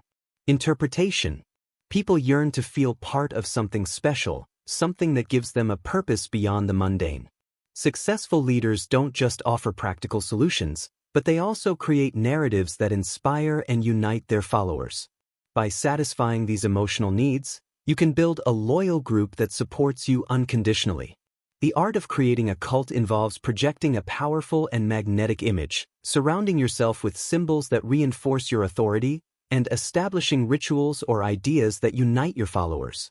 You must also keep them dependent on you by constantly feeding their sense of purpose and exclusivity. Example of adherence. Charles Manson, although a dark and controversial figure, understood this law. Manson attracted vulnerable young people to his family by offering them a sense of belonging and a purpose they couldn't find in conventional society. He used symbols, messages, and rituals to unite his followers, who were willing to follow his orders without question. Although his legacy is negative, His ability to manipulate emotions and create a cult is an example of how this law works. On the other hand, in the business world, Steve Jobs created a cult around Apple. Jobs projected an image of a creative genius and visionary, while Apple positioned itself as an exclusive and revolutionary brand. Apple products were not just technological tools, but symbols of status and belonging to an innovative community. This created massive loyalty among consumers, who even accepted high prices and long waits to be part of the Apple family. Conclusion: to build absolute power, you must learn to satisfy people's deepest emotional needs. Give them purpose, a sense of belonging, and symbols that reinforce your authority. Make your figure or ideas indispensable to their identity and emotional well-being. Remember, the most lasting power is not imposed, but earned through loyalty and unwavering faith. Build your own cult, and you will never be alone in the game of power. Chapter 28, Law number 28, Be bold when acting. Boldness is one of the most admired and effective qualities in the game of power. Bold and decisive moves generate respect, eliminate doubts, and paralyze your adversaries. In contrast, indecision and timidity project weakness, inviting others to take advantage of you. Act with confidence, even when you're not completely sure of the outcome. Transgression of the law. In the 19th century, during the Franco-Prussian War, French General François Bazaine had multiple opportunities to attack the Prussian army, but his indecision led him to waste his strategic advantages. His constant doubts and hesitating moves allowed the Prussians to surround and defeat the French forces. This lack of boldness not only cost him the defeat but also his reputation and the respect of his men. Interpretation. The lack of boldness reveals your insecurities and weaknesses, encouraging others to challenge you or act against you. On the other hand, a bold move can disarm your enemies and make others follow you with confidence. Even when boldness involves risks, the potential benefits often outweigh the dangers. Being bold doesn't mean being reckless. It means acting with determination, projecting confidence and self-assurance. Most people are cautious and fearful, which makes the bold stand out as leaders and earn the respect of those around them. Example of adherence. Alexander the Great, one of the most famous conquerors in history, was a master of boldness. At the Battle of Gaugamela, he faced a much larger Persian army. Instead of opting for caution, Alexander launched a direct attack at the heart of the enemy army, breaking their lines and securing a decisive victory. His boldness inspired his troops and terrified his enemies, solidifying his reputation as an invincible leader. A modern example is Elon Musk. His decision to invest large amounts of money in SpaceX, a project many considered risky and unfeasible, was an act of boldness that redefined the space industry. Musk acted confidently in his vision, which not only earned him admirers but also leadership in a highly competitive sector. Conclusion. Boldness is a powerful tool for gaining and maintaining power. Bold moves eliminate doubts, generate admiration, and disorient your rivals. Even if you face risks, acting with determination and confidence will always be more effective than hesitating and showing insecurity. Remember, courage and bold action are signs of a leader. Be decisive, and success will follow your steps. Chapter 29, Law number 29, Plan to the end. In the game of power, nothing should be left to chance. A carefully designed plan, with a clear end in mind, ensures that you can anticipate obstacles, avoid surprises, and maintain control. Acting without a long-term vision is risky and exposes you to losing everything you have built. Transgression of the law. In the 16th century, the conqueror Hernán Cortés embarked on the conquest of the Aztec Empire with an initially brilliant plan: win over the Aztecs' enemies and exploit Moctezuma's hospitality. However, Cortés failed to anticipate later rebellions and the prolonged resistance of the subjugated peoples. Although he succeeded in conquering Tenochtitlan, the cost was much higher than expected, and his reputation was damaged in Spain. Cortés underestimated the importance of planning not just the conquest but also how to govern and maintain power once it was achieved. Interpretation. Acting without a complete plan is like building a bridge halfway. Eventually, it will fall. Planning to the end allows you to visualize potential scenarios and create preemptive solutions to problems that may arise. This gives you a strategic advantage over those who improvise or get caught in the present. A well-designed plan should also include an exit strategy. Many fail because they don't know when to retreat or how to consolidate their gains. By knowing exactly what you want to achieve and how to get there, you can maneuver with confidence and efficiency. Example of adherence. In the 17th century, French statesman Cardinal Richelieu used a meticulous plan to consolidate the power of the French monarchy. Through a combination of strategic alliances, purges of rebellious nobles, and calculated foreign policy, Richelieu not only strengthened Louis XIII but also established a solid foundation for future monarchs. Every move Richelieu made was designed with a clear end in mind, which allowed him to outmaneuver his enemies and secure his legacy. Today, companies like Amazon exemplify this law.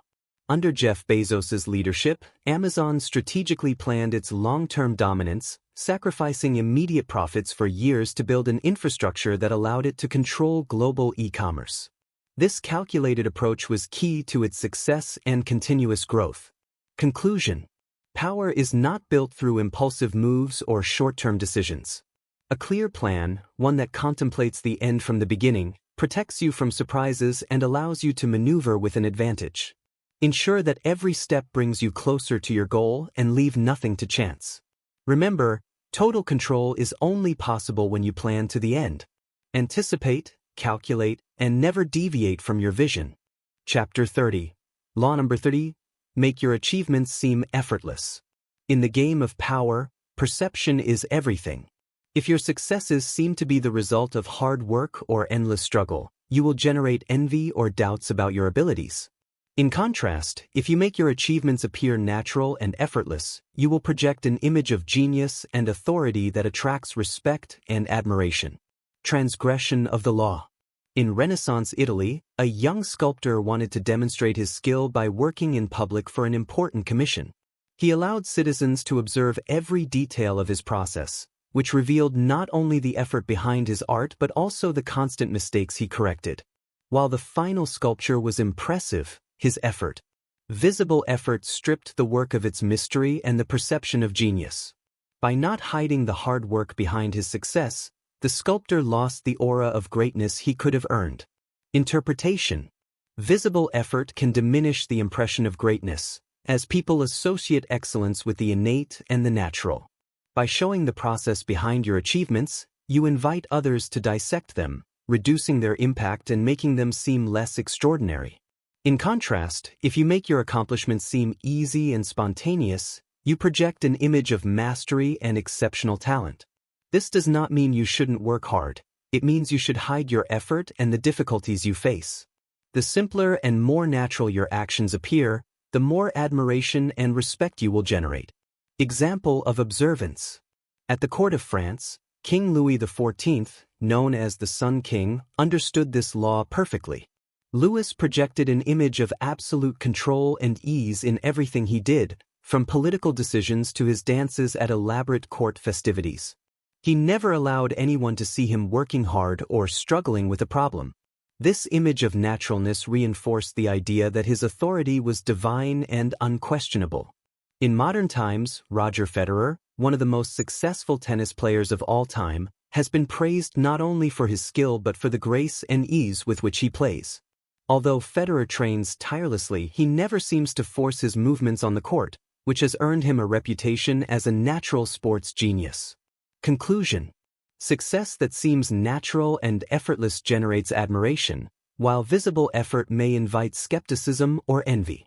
Hide your struggles and difficulties, and allow your accomplishments to project an image of mastery and ease. The perception of greatness is not only based on what you do but on how others interpret it.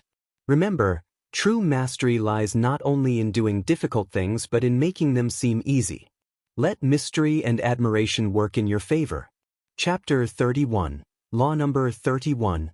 Control the options. Make others play with the cards you deal. Power does not always lie in imposing your desires directly, but in offering limited options that favor you, without others realizing they are being manipulated. When you control the alternatives that others have, you make them feel like they are in control, while in reality, it is your moves that define their decisions. Transgression of the law. In the 17th century, King Charles I of England faced a growing conflict with Parliament. Instead of offering strategic solutions or compromises, he tried to impose his absolute authority. This left his opponents with only two options: submit or rebel. The lack of reasonable alternatives caused Parliament to unite against him, leading to the English Civil War and, eventually, his execution. By not subtly controlling the options, Charles I lost both power and his life. Interpretation. When others feel they have no alternatives, they often rebel or resist. However, if you carefully structure the available options, you can guide them toward the decision you want without them feeling forced. This approach not only reduces resistance but also gives the illusion of autonomy, generating less resentment. The key is to design options that always benefit you. For example, you can offer two paths, both of which lead to the result you desire, or allow them to choose an option that seems advantageous for them but actually strengthens your position. Example of observance. Napoleon Bonaparte used this strategy masterfully during his negotiations with European nations. Rather than demanding absolute surrenders, he offered seemingly reasonable terms that allowed his enemies to preserve some dignity or power. However, these options were always designed to benefit France in the long run. This tactic allowed Napoleon to avoid unnecessary conflicts and consolidate his rule without provoking too much opposition. In business, a similar strategy can be seen in the pricing models of tech companies. For example, software platforms offer free or low-cost plans with limited features, while premium, more expensive plans seem much more attractive. Customers feel they have control when choosing, but the company benefits from any decision they make. Conclusion. Controlling options is one of the most effective forms of influence. By structuring the alternatives that others have, you make them play by your rules without them realizing it. This strategy minimizes resistance, reduces conflict, and ensures that you always benefit, no matter what choice they make. Remember, the freedom of choice is an illusion when you design the options.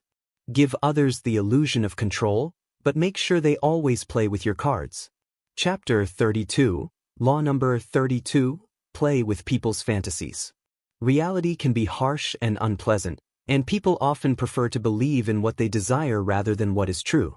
Take advantage of this desire by manipulating their fantasies and offering them what they long for, even if it is an illusion. If you manage to embody their dreams, you will gain power and control over them. Transgression of the law. In the 17th century, an Italian charlatan named Cagliostro promised the elixir of youth to European aristocrats. Although he initially succeeded by exploiting their fantasies, he did not know when to stop. His promises became increasingly extravagant and difficult to fulfill, leading many to accuse him of fraud. Cagliostro lost all his power and ended up imprisoned. His mistake was not understanding that fantasies must be handled with care and that the illusion must remain plausible. Interpretation. People need something to believe in, something that gives them hope or allows them to escape the monotony of daily life. By playing with these fantasies, you can capture their attention and loyalty. However, you must be careful. A fantasy that seems too good to be true can backfire if you do not meet expectations. The key is to identify the specific fantasies of people: wealth, love, power, or a better life. Then, present a vision that seems achievable under your leadership or influence. You don't need to deliver everything you promise. Often, the illusion is more powerful than the reality. Example of observance. The founder of the Barnum Circus, P.T. Barnum, was a master at playing with people's fantasies. He promoted shows and attractions that appealed to their curiosity and desire for wonder, such as the Fiji Mermaid or the Strongest Man in the World. Although many knew that his exhibits were exaggerated or even false, they flocked to them because Barnum offered something they needed: an escape from the routine and a world full of marvels. In the political realm, John F. Kennedy appealed to the fantasies of greatness and exploration of the American people with his famous speech promising to send a man to the moon. Although the task was monumental, the vision captured the nation's imagination and strengthened his leadership, demonstrating how fantasies can mobilize the masses. Conclusion. Playing with people's fantasies is a powerful tool to gain influence and loyalty. Learn to identify their deepest dreams and present a vision that makes them believe that, with you, those fantasies are possible. However, maintain a balance. If you exaggerate or break the illusion, resentment and distrust can destroy what you have built. Remember, people prefer fantasy over reality. Feed their dreams and you will win their heart. Chapter 33, Law number 33, Discover the Achilles heel of others. Everyone has a weakness, whether it be an emotion, a desire, or an insecurity. Knowing and understanding others' weaknesses gives you significant power. By identifying what they truly care about or fear, you can manipulate their actions and take advantage of the situation, knowing exactly how to affect them without them realizing. Violation of the law. In the court of the Roman Emperor Tiberius, an official named Sejanus rose to a position of great power. During his ascent, he carefully studied the weaknesses of key members of the government and used them to manipulate them. However, his own Achilles heel was his boundless ambition, which led him to overstep his boundaries. Tiberius, realizing the threat, manipulated his insecurities, used his ambition against him, and eventually, Sejanus was arrested and executed. He failed to recognize his own vulnerabilities and therefore could not anticipate Tiberius' move. Interpretation. Everyone, even the most powerful, has weaknesses. These can manifest in various forms: an emotional vulnerability, a need for approval, or a physical or economic weakness. Recognizing and understanding these weaknesses not only helps protect you from threats but also allows you to create strategies to influence or even dominate others. An adversary who feels invulnerable because their weak point has not been identified can be dangerous. However, when you are able to recognize and use this weakness, you can exert considerable power without resorting to brute force or direct confrontation. Example of observance. The famous Queen Elizabeth I of England had a shrewd advisor, Francis Walsingham, who knew the psychology of her rivals. In the case of the Catholic Queen Mary Stuart's threat, Walsingham took advantage of Mary's weakness, her desire to reclaim the English throne. Through a network of spies, Walsingham managed to discover and manipulate Mary's conspiracies, turning her own weakness, her boundless ambition, into a reason for her condemnation and execution. Another example can be seen in modern politics. During the Cold War, the leaders of the United States studied the vulnerabilities of Soviet leader Nikita Khrushchev, particularly his insecurity and fear of losing the respect of the people. Using diplomatic tactics, the United States exploited this Achilles heel to forge favorable agreements that pressured the Soviet Union into making concessions without direct confrontation. Conclusion. Power does not always come from what you do, but from what you know about others. Knowing their weaknesses gives you a strategic advantage, as you can manipulate those vulnerabilities to gain power, influence, or even protect yourself. The key is to discover these weaknesses without being detected. Remember, everyone has an Achilles heel. Find it in others, and you will be able to manipulate the situation to your advantage. Chapter 34. Law number 34, Be real with your presence. The way you present yourself to others is key to the power you can exert over them. A magnetic and authentic presence attracts attention, respect, and admiration. If you show genuine commitment to your cause or purpose, people will follow your example and be drawn to you. Authenticity, backed by a solid and determined presence, places you in a leadership position. Violation of the law. In the 18th century, the Russian military leader Tsar Peter the Great decided to carry out a series of reforms to modernize Russia. However, his lack of personal presence and inconsistent approach to the reforms led to a lack of follow-through from his court and army. The inconsistency of his presence caused many to underestimate him. Although he made some progress, his absence of personal charisma and less committed leadership caused many of his efforts to fail in the long run. Interpretation. Being real with your presence means being genuine but also knowing how to communicate. Your confidence, determination, and skill. People are drawn to those who not only say what they want to do but also demonstrate it through their actions and demeanor. If you are authentic in your values and purpose, that authenticity will attract the attention of those around you, creating an aura of respect. This does not mean being arrogant or domineering, but having a presence that inspires security and determination. The way you present yourself, your words, your body language, your ability to act decisively, influences how others perceive you and how they react to you. Example of observance. In the business world, Steve Jobs was a clear example of someone who mastered the law of presence. Jobs was not just a leader by what he did but by how he presented himself. His way of giving speeches, his approach to problems, and his unwavering focus on excellence created a presence that many admired and followed. His authenticity in staying true to his vision, along with a clear ability to inspire and attract followers, cemented his status as one of the greatest tech leaders of all time. Another notable example is Winston Churchill, whose presence in wartime became a symbol of determination for the British people. Through his speeches, his ability to lead in times of adversity, and his authenticity, he was able to inspire his nation, even in the darkest moments of World War II. Conclusion. An authentic presence is a powerful tool in the game of power. People follow those who project a clear, solid, and genuine image. If you remain firm in your values and purpose, and communicate it effectively, others will naturally follow you. Remember, never underestimate the power of being yourself, but with a determined and authentic presence. True strength lies in being genuine and projecting confidence in every action. Chapter 35. Law number 35. Master the art of timing. Timing is crucial in the game of power. Knowing when to act and when to wait is a vital strategic skill. Opportunity is a fleeting factor, and if you don't know how to seize it at the right moment, you will lose your advantage.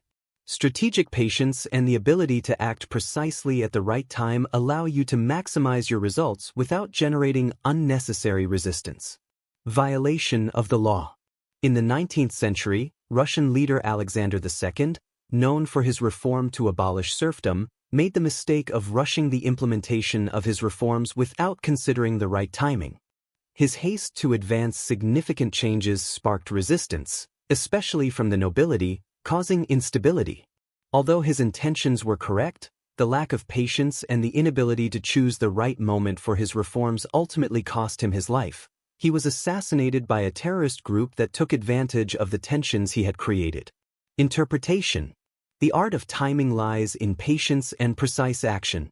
There are moments when acting impulsively can give you a quick victory, but more often, the right strategy is to wait for the opportune moment so that your action is more effective and less costly.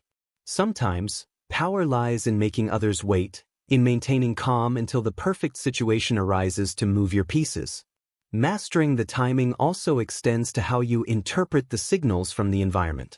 Understanding when circumstances are favorable allows you to plan bold moves without overstepping boundaries or creating unnecessary confrontations. Example of observance.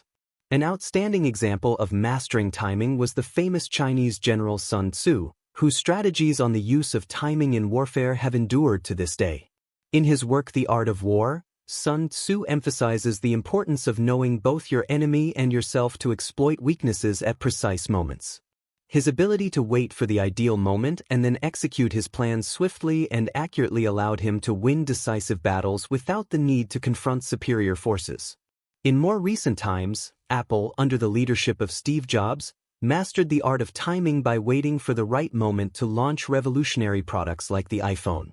Although other companies had already attempted to produce smartphones, Jobs waited until he had fully refined the technology before entering the market, ensuring that his product was the best available. This patience allowed Apple to dominate the global mobile phone market in the following years. Conclusion. Power does not only come from what you do, but from when you do it. Learning to read the circumstances and wait for the ideal moment to act is essential to maximize the impact of your decisions. Strategic patience, when used correctly, can offer much more lasting results than hasty decisions. Remember, opportunity is a fleeting resource, and the right moment is the key to success. Master the art of timing, and you will be able to advance with an advantage in any situation. Chapter 36. Law number 36. Despise the things you cannot have. Ignoring them is the best revenge. When something is out of your reach or has been taken from you, the worst option is to chase it or lament over it. Instead, scorn it and make others see your indifference toward what you cannot obtain. By showing that you are unaffected by what you cannot have, you increase your power and leave others without a sense of victory. Violation of the law. In the 15th century, King Richard II of England lost control over much of his kingdom due to his obsession with reclaiming the power he had lost. Instead of accepting his situation and withdrawing with dignity, Richard engaged in conspiracies, which only intensified the opposition against him. His inability to scorn what he could not regain led to his faster downfall, and he was deposed and imprisoned. His obsession with the lost resulted in his destruction. Interpretation. When something or someone is taken from you, the emotional reaction is often frustration, anger, or a desire for revenge. However, these emotions can be counterproductive. Instead of fighting for what you can no longer obtain, scorn it and focus on what you can achieve. Ignoring what's lost shows strength, self-control, and detachment, which can be much more powerful than chasing something that was taken from you. Power is built on the ability to stay calm in the face of loss and to demonstrate that what you cannot have does not affect you. By doing so, others will see that you are not afraid of losing, or that you do not need what was taken from you to be strong or successful. Example of observance. The Roman Emperor Julius Caesar understood this law perfectly. After being kidnapped by pirates, Caesar not only remained confident and scornful toward his captors but also told them that he would release them when they wanted money, and then he would pursue and capture them again. When he regained his freedom, instead of taking emotional revenge, he simply executed his plan to defeat them, making it clear that his capture was a trivial matter to him. His indifference to the situation increased his power and status as an imposing leader. In the modern world, Steve Jobs, after being ousted from Apple in 1985, never showed signs of public resentment. Instead of obsessing over being expelled, he founded Next and Pixar, companies that later allowed him to return to Apple with even more power. His indifference to the loss gave him a new platform for success. Conclusion. When you face what you cannot have, the key to maintaining your power is to show that you don't care. Indifference to what is lost reflects an inner strength that not only gives you control but also frustrates your opponents and removes any sense of victory over you. Remember, true power lies in knowing that you do not need what you cannot have. Scorn it and demonstrate that nothing affects you. Chapter 37. Law number 37. Create captivating spectacles. People are naturally drawn to what is spectacular and visually impressive. If you can create a visual experience that captures the imagination of others, you will significantly increase your influence. Captivating spectacles not only generate attention but also allow you to leave a lasting impression on people who will remember you long after the event. Violation of the law. During the French Revolution, King Louis XVI and his queen, Marie Antoinette, made the mistake of ignoring the growing social tensions in France and continuing their lavish lifestyle by hosting expensive banquets and celebrations. While the people suffered hunger, the luxury of the palace was seen as a defiant spectacle and a mockery of the people's difficult situation. Instead of using the power of ostentation to consolidate their authority, their lack of awareness generated a revolt. Their excess of display, without a proper cause, ultimately became their downfall. Interpretation. People do not only react to what they see, but they are also drawn to what is grand and impressive. Spectacles, visual representations, and unique experiences evoke powerful emotions and give a sense of importance and magnificence. If you can create something that captivates your audience, they will carry a positive perception of you, admiring your power and presence. However, it is important to be aware of how and when to use these spectacles. The spectacle must have a purpose behind it, and not simply be an empty act. The true power of spectacles lies in the fact that they not only capture people's attention, but also serve as a medium to convey your ideas, values, and authority. Example of observance. A masterful use of this law was the Roman Emperor Augustus. During his reign, he understood that spectacle and visual representation were key to consolidating his power. He organized games, celebrations, and spectacular festivals that not only kept the people entertained but also constantly reminded them of the emperor's power. These public demonstrations of grandeur created a lasting image of his authority. In the modern era, the marketing strategies of major brands like Disney also exemplify this law. Disney not only sells products but creates entire spectacles that generate an immersive experience for its customers, from theme parks to movies, creating a visually impressive and captivating world that keeps its audience engaged over time. Conclusion: spectacles and visual experiences are an effective way to attract attention, consolidate power, and leave a lasting impression. If you can create a captivating spectacle that is not only visually appealing but also meaningful, you will earn the admiration and respect of others. The spectacle should be used wisely to strengthen your position and convey what you desire with elegance. Remember, the visual has a profound impact on human emotions. If you can create a captivating spectacle, others will follow you unquestioningly. Chapter 38. Law number 38. Think as you like, but behave like others. Power often requires conforming to social norms and the expectations of the majority, even when your ideas and values are radically different. If you act against the mainstream, you risk becoming isolated and being perceived as a threat. The key is to maintain your thoughts and values, but adapt your behavior to the norms and customs of those around you to maintain harmony and control. Violation of the law. In the 18th century, the German philosopher Friedrich Nietzsche expressed revolutionary ideas that challenged established norms. While his writings became influential later, his eccentric behavior and dismissive attitudes towards social conventions isolated him from his contemporaries. Nietzsche found himself alone, marginalized, and rejected by many of the academic and social circles of his time, limiting his ability to influence and gain followers. Interpretation. Independent thinking is valuable, but if it is publicly and openly displayed without considering the social context, it can alienate the people who could be your allies. Much of power lies in how you are perceived, and in many situations, adapting to generalized social behavior can be crucial to maintaining a position of influence. Being authentic and maintaining your values does not necessarily mean you have to show them at all times. It is possible to be true to yourself while also adapting to social norms and expectations to ensure that your ideas are heard and respected.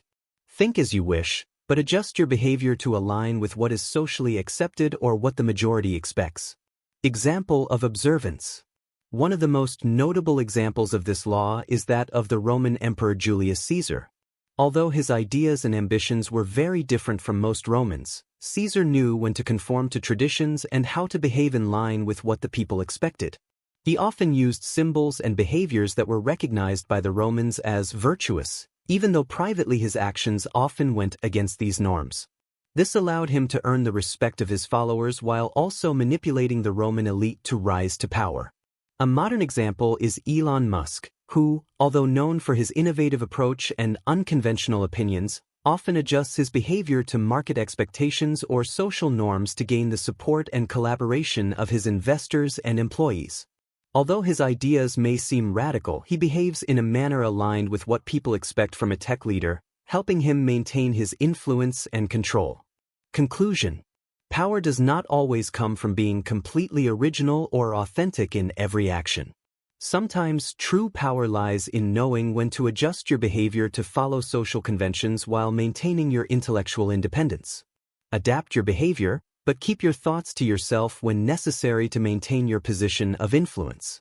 Remember, power is as much about behavior as it is about thought. Think as you wish, but act as others expect, and you will be able to maintain your power while staying true to yourself. Chapter 39. Law number 39. Stir the waters to catch the fish. In many power situations, surface calm can be deceptive. If you can disturb the tranquility and stir the waters, you can take advantage of the chaos to get what you want.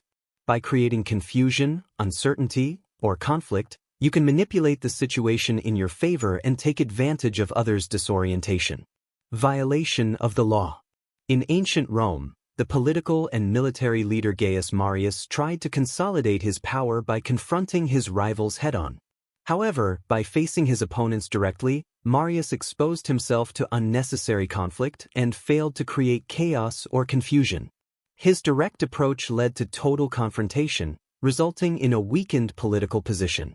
Marius could have achieved more had he learned to manipulate the circumstances by creating an environment of uncertainty, which would have allowed him to move his pieces without facing open resistance. Interpretation. Chaos and confusion can be powerful tools when used strategically. If you can sow doubts, uncertainty, or mistrust among your opponents, you can capitalize on their mistakes and rash decisions. People tend to make more errors when they are disoriented or concerned, giving you the opportunity to get ahead and take control. This law does not imply uncontrolled chaos, but rather manipulating the circumstances to create an environment in which your rivals are busy solving their own problems, while you move forward toward your goals without resistance. Example of observance.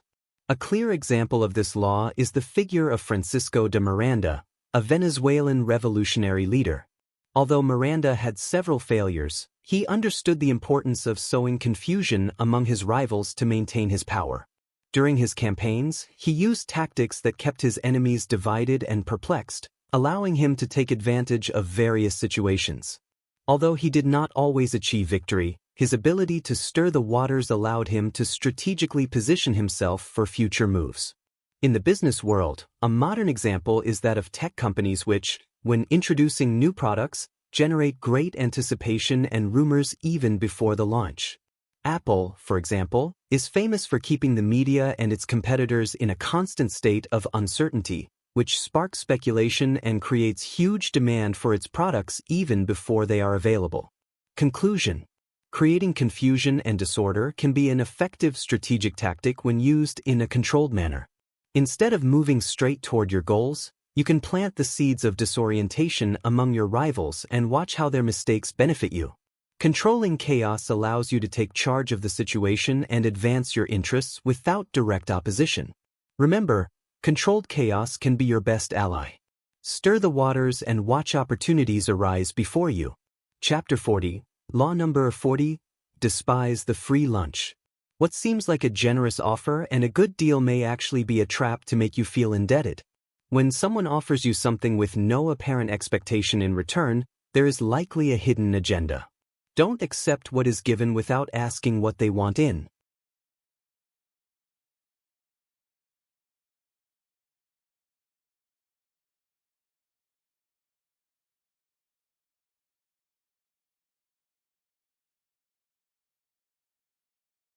Exchange.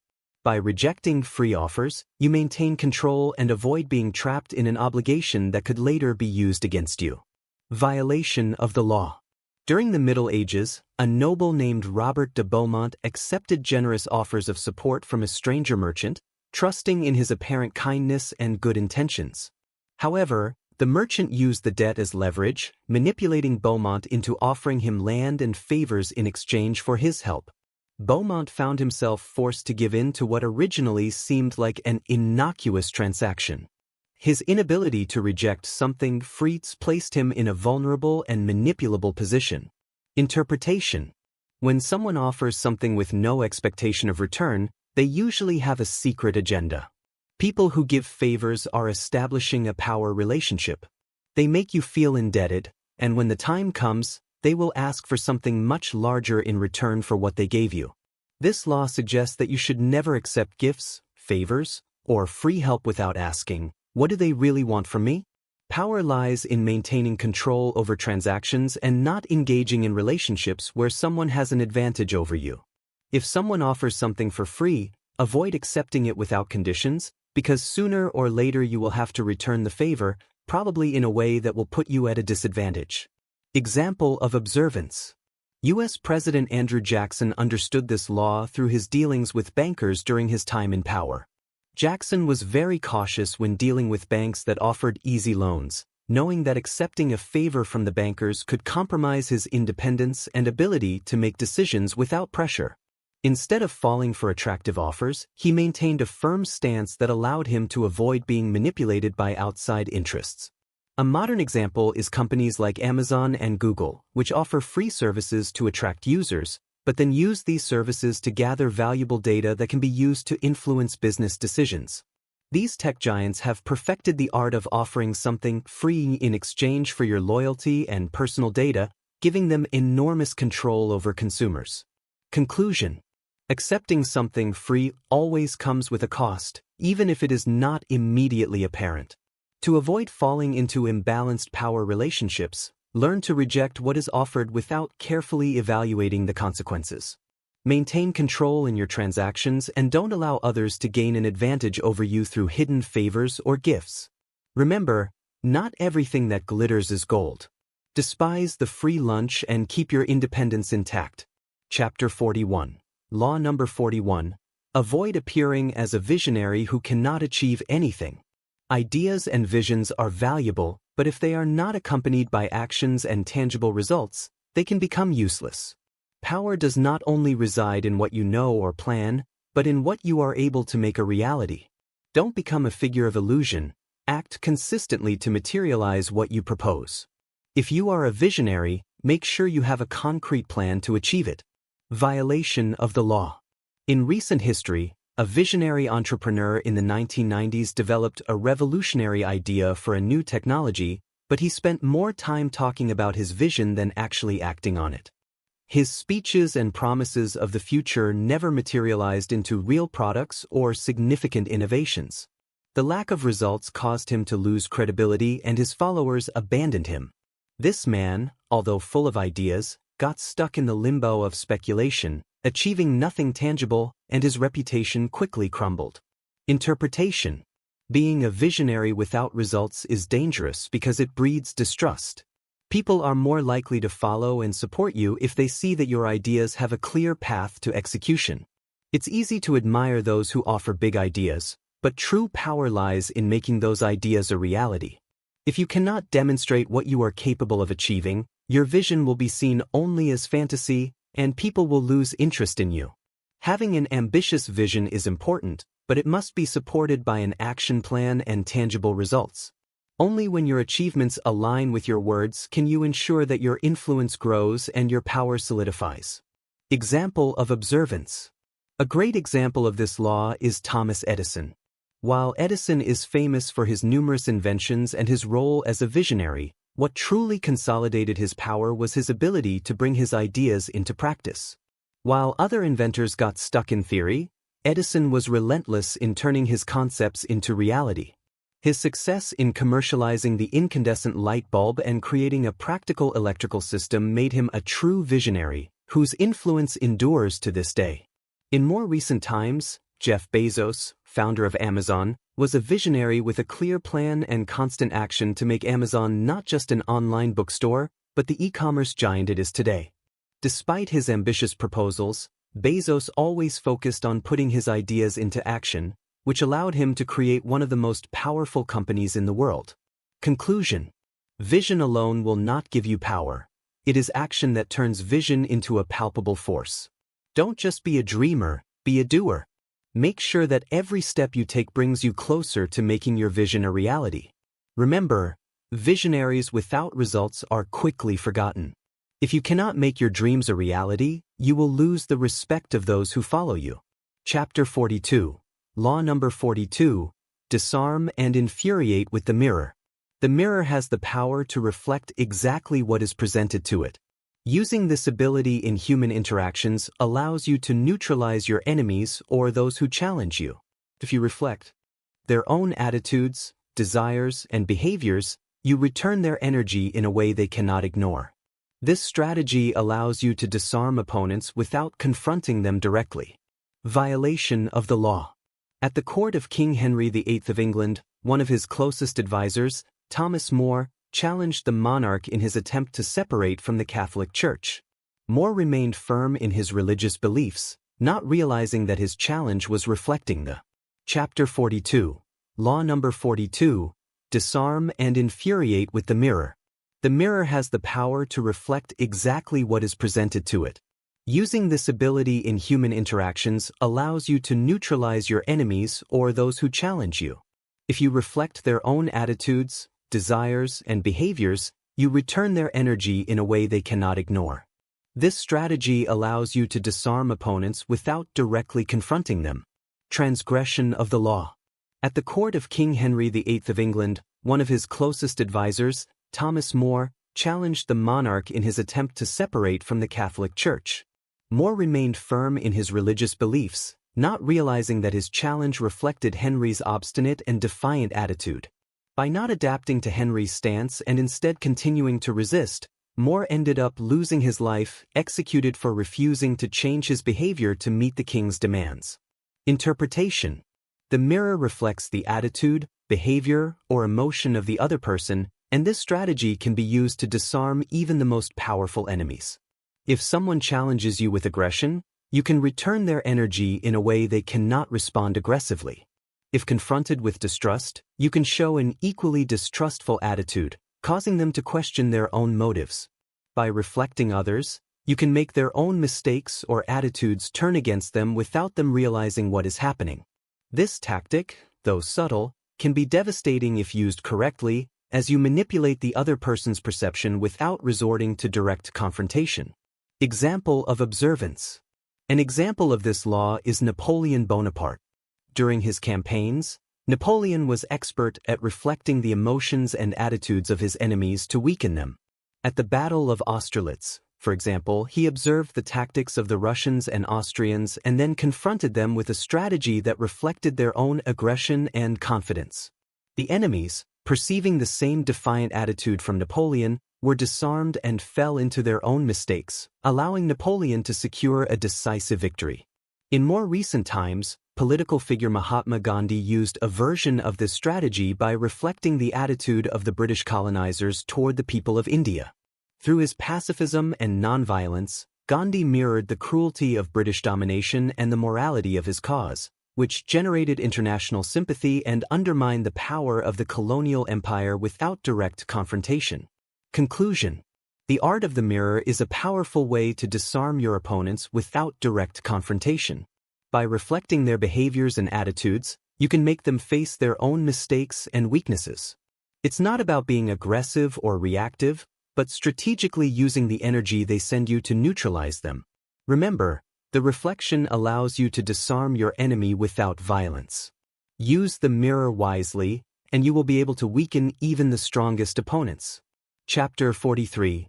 Law number 43. Work on the hearts and minds of others. Total control is not achieved through force or authority alone. It is conquered when you can influence the hearts and minds of people. If you capture their emotions and thoughts, you have the power to guide them where you wish, without them perceiving it as manipulation. Emotions and the human psyche are the key to making others follow you without hesitation. Transgression of the law. A historical example of not understanding the power of the mind and heart of people is that of King Louis XVI of France. During his reign, the king failed to capture the sympathy of his people and did not understand how to emotionally connect with them. Instead of adapting to their needs and emotions, he attempted to impose his authority rigidly, which generated discontent and ultimately contributed to the French Revolution. His emotional disconnect from the population led to his downfall and the collapse of the monarchy. Interpretation. To influence others effectively, you must understand not only what they think but how they feel. Emotions and desires are powerful forces that guide decisions. People do not only follow what they think is right, but what they feel is right. If you can change how they feel, you will change how they think, and therefore their actions. The heart is linked to what people desire and value, while the mind is more connected to what they think they need. By working on both levels, you can generate unshakable loyalty and convince others to act in your favor. Example of observance. A clear example of this law in action was how Winston Churchill mobilized the British nation during World War II. Beyond his inspiring speeches, Churchill understood how to appeal to the emotions of the British people. By addressing their fears and desires, the need to survive, to resist, and to be victorious, he united the nation under his leadership. The people did not just follow his orders out of obligation, but because they felt a deep emotional connection to his cause. In the business world, Steve Jobs was another master at working on the hearts and minds. He not only sold innovative products but also sold a vision and way of life. Apple's culture was built on the emotion of innovation and belonging to an exclusive group. Consumers didn't just buy a product, they bought the possibility of being part of something bigger, a philosophy Jobs understood perfectly. Conclusion. True power lies in the ability to connect with the emotions and minds of others. If you can make people feel what you want them to feel, and think what you want them to think, you will gain sincere loyalty and be able to manipulate outcomes in your favor. Remember, emotional and mental control is the key to influence. Work on the hearts and minds, and you will be able to guide others as you wish. Chapter 44. Law number 44. Disarm and neutralize with courtesy. Courtesy is a powerful tool in the game of power, especially when used strategically. If you can be polite, respectful, and generous with others, even when they disagree with you or are in an opposing position, you can disarm their hostility and neutralize their attempts to attack you. Courtesy creates a protective barrier that reduces aggression and makes others feel uncomfortable attacking you. Transgression of the law. In the 16th century, King Henry VIII of England, despite being an authoritarian and ruthless monarch, made the mistake of not knowing when to show courtesy to his enemies and rivals in the court. His arrogant and temperamental attitude made many of his courtiers uncomfortable, and over time, they rebelled against him, undermining his authority. The same power he used to intimidate made him vulnerable when he didn't know how to handle the emotions of others through courtesy. Interpretation. Courtesy is not just a way of being polite. It is a way of manipulating the situation in your favor. By showing respect and kindness, you can make others see you as someone who is difficult to disagree with. Often, this causes enemies to feel guilty about attacking, as they feel uncomfortable with your respectful attitude.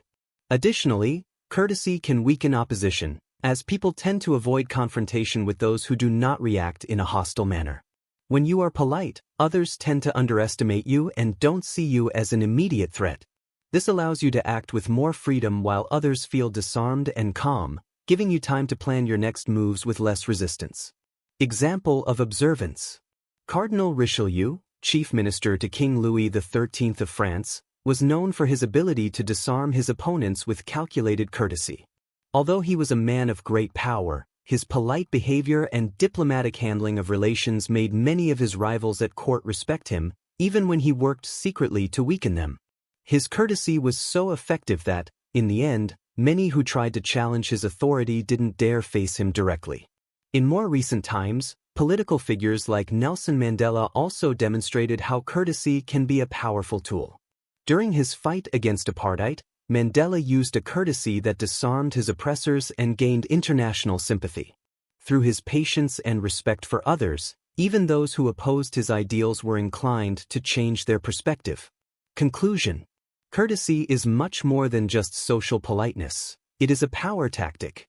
When used strategically, it can disarm enemies, reduce hostility, and effectively win allies. Kindness and respect give you a significant advantage over those who expect aggressive or reactive responses. Remember, courtesy can neutralize aggression and make you stronger. Be polite and disarm your enemies without them noticing. Chapter 45. Law 45. Preach the need for change, but never reform too much at once. Change is often necessary to strengthen a position or improve a situation, but radical transformation can be dangerous if implemented abruptly. People fear the unknown and are reluctant to fast changes. If you want to make a significant change, do it gradually, ensuring people accept and adapt to it without feeling threatened. Transgression of the law. In early 20th century Russia, Tsar Nicholas II attempted to implement profound reforms in the government and social structure. However, his approach was so radical and rushed that society couldn't adapt to the changes. This resulted in massive protests and eventually the Russian Revolution of 1917. Nicholas II did not understand that change must be gradual, leading to the downfall of his empire. Interpretation change must be handled carefully. People resist what they perceive as a threat to their stability and security. If you make too many changes too quickly, people will feel disoriented, stripped of what they know, and more likely to resist. The most effective changes are those introduced slowly, allowing people to adjust to them without feeling that their world is being entirely transformed. This doesn't mean you should avoid change, but you should be clever in implementing it. Introduce small adjustments strategically, so when significant change comes, a path will already be laid that people can follow without feeling threatened by the transition. Example of observance: U.S. President Franklin D. Roosevelt exemplified this law with his implementation of the New Deal during the Great Depression. Instead of imposing radical reforms immediately, Roosevelt introduced gradual measures that addressed the needs of the population but in a way that allowed people to adapt progressively. His gradual approach allowed society to accept the necessary changes without widespread rejection. In the corporate world, the success of companies like Toyota is based on their gradual approach to continuous improvement, known as Kaizen. Rather than imposing drastic changes, Toyota has improved its processes little by little, allowing each change to be assimilated before moving to the next. Conclusion: change must be an evolution, not a revolution. Introduce transformations gradually and steadily to avoid resistance and ensure people adapt without fear or resentment. If you manage change in a calculated and careful way, you will get people to accept and support it, strengthening your position and consolidating your power. Remember, change can be a driver of power, but only if handled with subtlety and patience. Make gradual changes and allow people to adapt without feeling like they're losing control. Chapter 46. Law 46. Never appear too perfect. While perfection is often seen as an admirable quality, it can become an obstacle in the game of power. If you present yourself as too perfect, you may generate jealousy, envy, or even fear, causing others to seek ways to bring you down.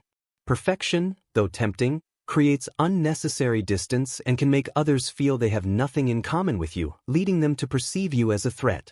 The key is to show vulnerabilities and flaws, allowing others to see you as accessible and human.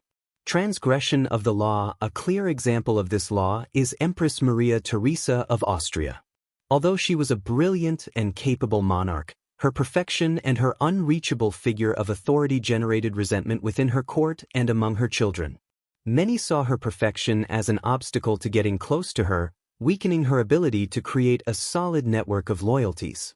Her lack of vulnerability, always presenting herself as the perfect figure of power, reduced her support in critical moments. Interpretation: excessive perfection can be unsettling. If you constantly present yourself as flawless in every aspect, others might feel intimidated and disconnected from you. Everyone has flaws, and by showing them in a controlled way, you can create a more genuine connection with others while humanizing yourself in their eyes. This can increase your likability, make others trust you, and ultimately strengthen your power.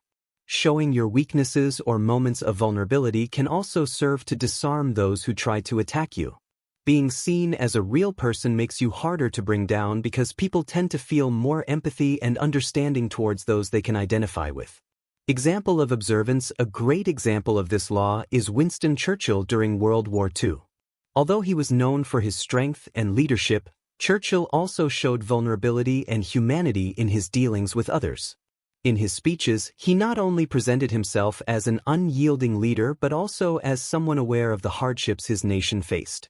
This approach made him more accessible and allowed the British people to see him not only as a leader but as a human figure capable of understanding their suffering. In the corporate world, Steve Jobs also skillfully handled this law. Although he was seen as a visionary leader, Jobs also showed an imperfect side of himself. His emotional ups and downs, moments of frustration, and confrontations with employees and colleagues, far from damaging his image, humanized him and created a connection with his followers and team. Jobs' imperfections made others feel they could share the struggle, and this created a stronger bond with those who worked for him. Conclusion: absolute perfection can alienate you from others and create invisible enemies. By presenting yourself as imperfect and vulnerable, you allow others to connect with you on a deeper level. Being perceived as human and accessible, rather than untouchable, can be a powerful strategy for maintaining power. Remember, perfection is a trap. Show your humanity and gain the sympathy and loyalty of those around you. Chapter 47. Law 47. Do not go beyond your original goal. Once you achieve it, stop. In the pursuit of power, it is tempting to continue pushing even after you have achieved your initial goal, hoping for more. However, going beyond what is necessary can backfire. Once you have reached your goal, stop. Overreaching can lead to losing what you have already gained or even creating unnecessary new enemies. Transgression of the law. A historical example is that of Alexander the Great, who, in his conquest of Persia and beyond, not only took control of vast territories but continued pushing into India. Although he had already achieved impressive dominance, his desire for more led him to face difficult conditions and forces that ultimately broke his army. The exhaustion of his men and the resistance of new enemies forced him to stop. And, finally, to return. His drive to expand beyond his original goal resulted in a crisis that compromised his empire and his health, as he died shortly after returning to Babylon. Interpretation. Ambition and the desire for more power can be destructive if not controlled. The key is to know your limits and not surpass them. Once you've achieved a goal, you should stop and consolidate what you've accomplished. Overreaching or rushing to get more without considering the consequences can cause you to lose control and expose yourself to fatigue or resentment from those who support you. It is vital to recognize when it is the right moment to stop. The constant need for more can deplete your resources, generate resistance, or destroy what you have already achieved. Wisdom lies in knowing when to stop progressing and enjoy what you've conquered without risking it all. Example of observance in modern history. Microsoft founder Bill Gates also knew when to stop. After building one of the largest companies in the world, Gates decided that he no longer needed to expand Microsoft indefinitely on all fronts.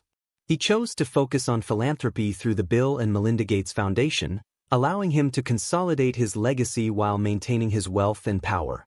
Unlike other magnates who keep seeking more, Gates knew when to stop and redefine his purpose without risking what he had gained. Conclusion. Power lies in knowing when to stop. Achieving a goal should not just be a step toward the next one, but a victory that must be enjoyed and consolidated. If you go beyond your original goal, you may lose what you've already gained. Self-control is key to maintaining what you have achieved. Remember, more is not always better. When you reach your goal, stop and enjoy the power you've gained. Chapter 48, Law 48. Assume the form of what you wish to conquer. Power is not just about defeating your opponents, but about learning to adapt, camouflage, and take on the form of what you wish to dominate. By becoming what you wish to conquer, you will gain influence over it without others realizing your intentions. Flexibility and the ability to adapt to various circumstances are essential for maintaining a dominant position. Transgression of the law. In the 19th century, the Spanish Empire, facing the growing influence of European powers, did not fully understand the importance of adapting to new trends and forms of power. Instead of learning from the strategies of their rivals and adapting, they remained rigid, making them vulnerable to geopolitical changes. Their lack of flexibility and resistance to adopting new forms of power contributed to the decline and eventual loss of their colonies, especially as emerging nations adopted new strategies to influence the world. Interpretation. To have power over something or someone, you must first understand it deeply and adopt its characteristics. If you want to dominate a field, industry, or even a person, study what they do and how they think, then act like them.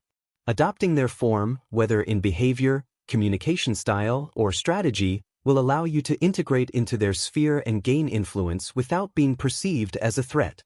This approach gives you the advantage of moving freely while establishing yourself as part of the system.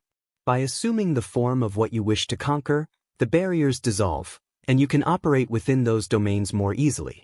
It is a cunning approach that allows power to flow in your favor without the need for direct confrontation. Example of observance. Napoleon Bonaparte is a classic example of this law.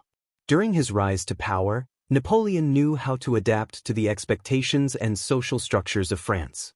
Although he was a military leader, he took on the form of a politician and statesman by taking control of the government with a strategy that reflected both republican ideologies and those of a monarch. This ability to change shape and present himself as a multifaceted leader was essential for consolidating his power and transforming France. In more recent times, Steve Jobs adopted the form of a tech visionary, not only through his knowledge of technology but also through his focus on design, aesthetics, and innovation. Jobs understood how to dominate not just the tech industry but also business culture, becoming the central figure in creating products that people not only wanted but felt inspired to adopt as part of their lives. Conclusion. Power doesn't always come from direct confrontation but from adaptation. By assuming the form of what you wish to conquer, you can move through different spheres of influence with ease. Study your target, understand its characteristics, and adopt them as your own to gain control in an invisible and strategic way. Remember, power often resides in the ability to adapt and transform. Assume the form of what you wish to conquer, and you will gain influence effortlessly. As we conclude this journey through the 48 laws of power, it is important to reflect on the strategies, tactics, and principles we have explored. Power, at its core, is not just about domination, but about a deep understanding of people, contexts, and, above all, oneself. Each of these laws, when used wisely, can provide you with the tools to navigate the complexities of human relationships and achieve your goals effectively. Remember that power is not only gained through direct action but also through cunning, adaptability, and patience. The most successful leaders are those who understand that the path to power is not always linear, but involves knowing when to advance, when to stop, and sometimes, when to retreat to prepare for an even stronger future. Use these laws responsibly and with discernment. True power does not reside solely in controlling others, but in your ability to master yourself and act with integrity and strategy. The game of power can be fascinating, but it also demands a deep understanding of its implications. Now, armed with these laws, you have the opportunity to navigate the challenges ahead with greater clarity and confidence. May these teachings help you reach your goals and influence the world around you, always with a sharp mind and a wise heart. Thank you for accompanying me on this journey. Power is in your hands. Use it with caution and purpose. Until next time, may the path to power be filled with clarity and wisdom.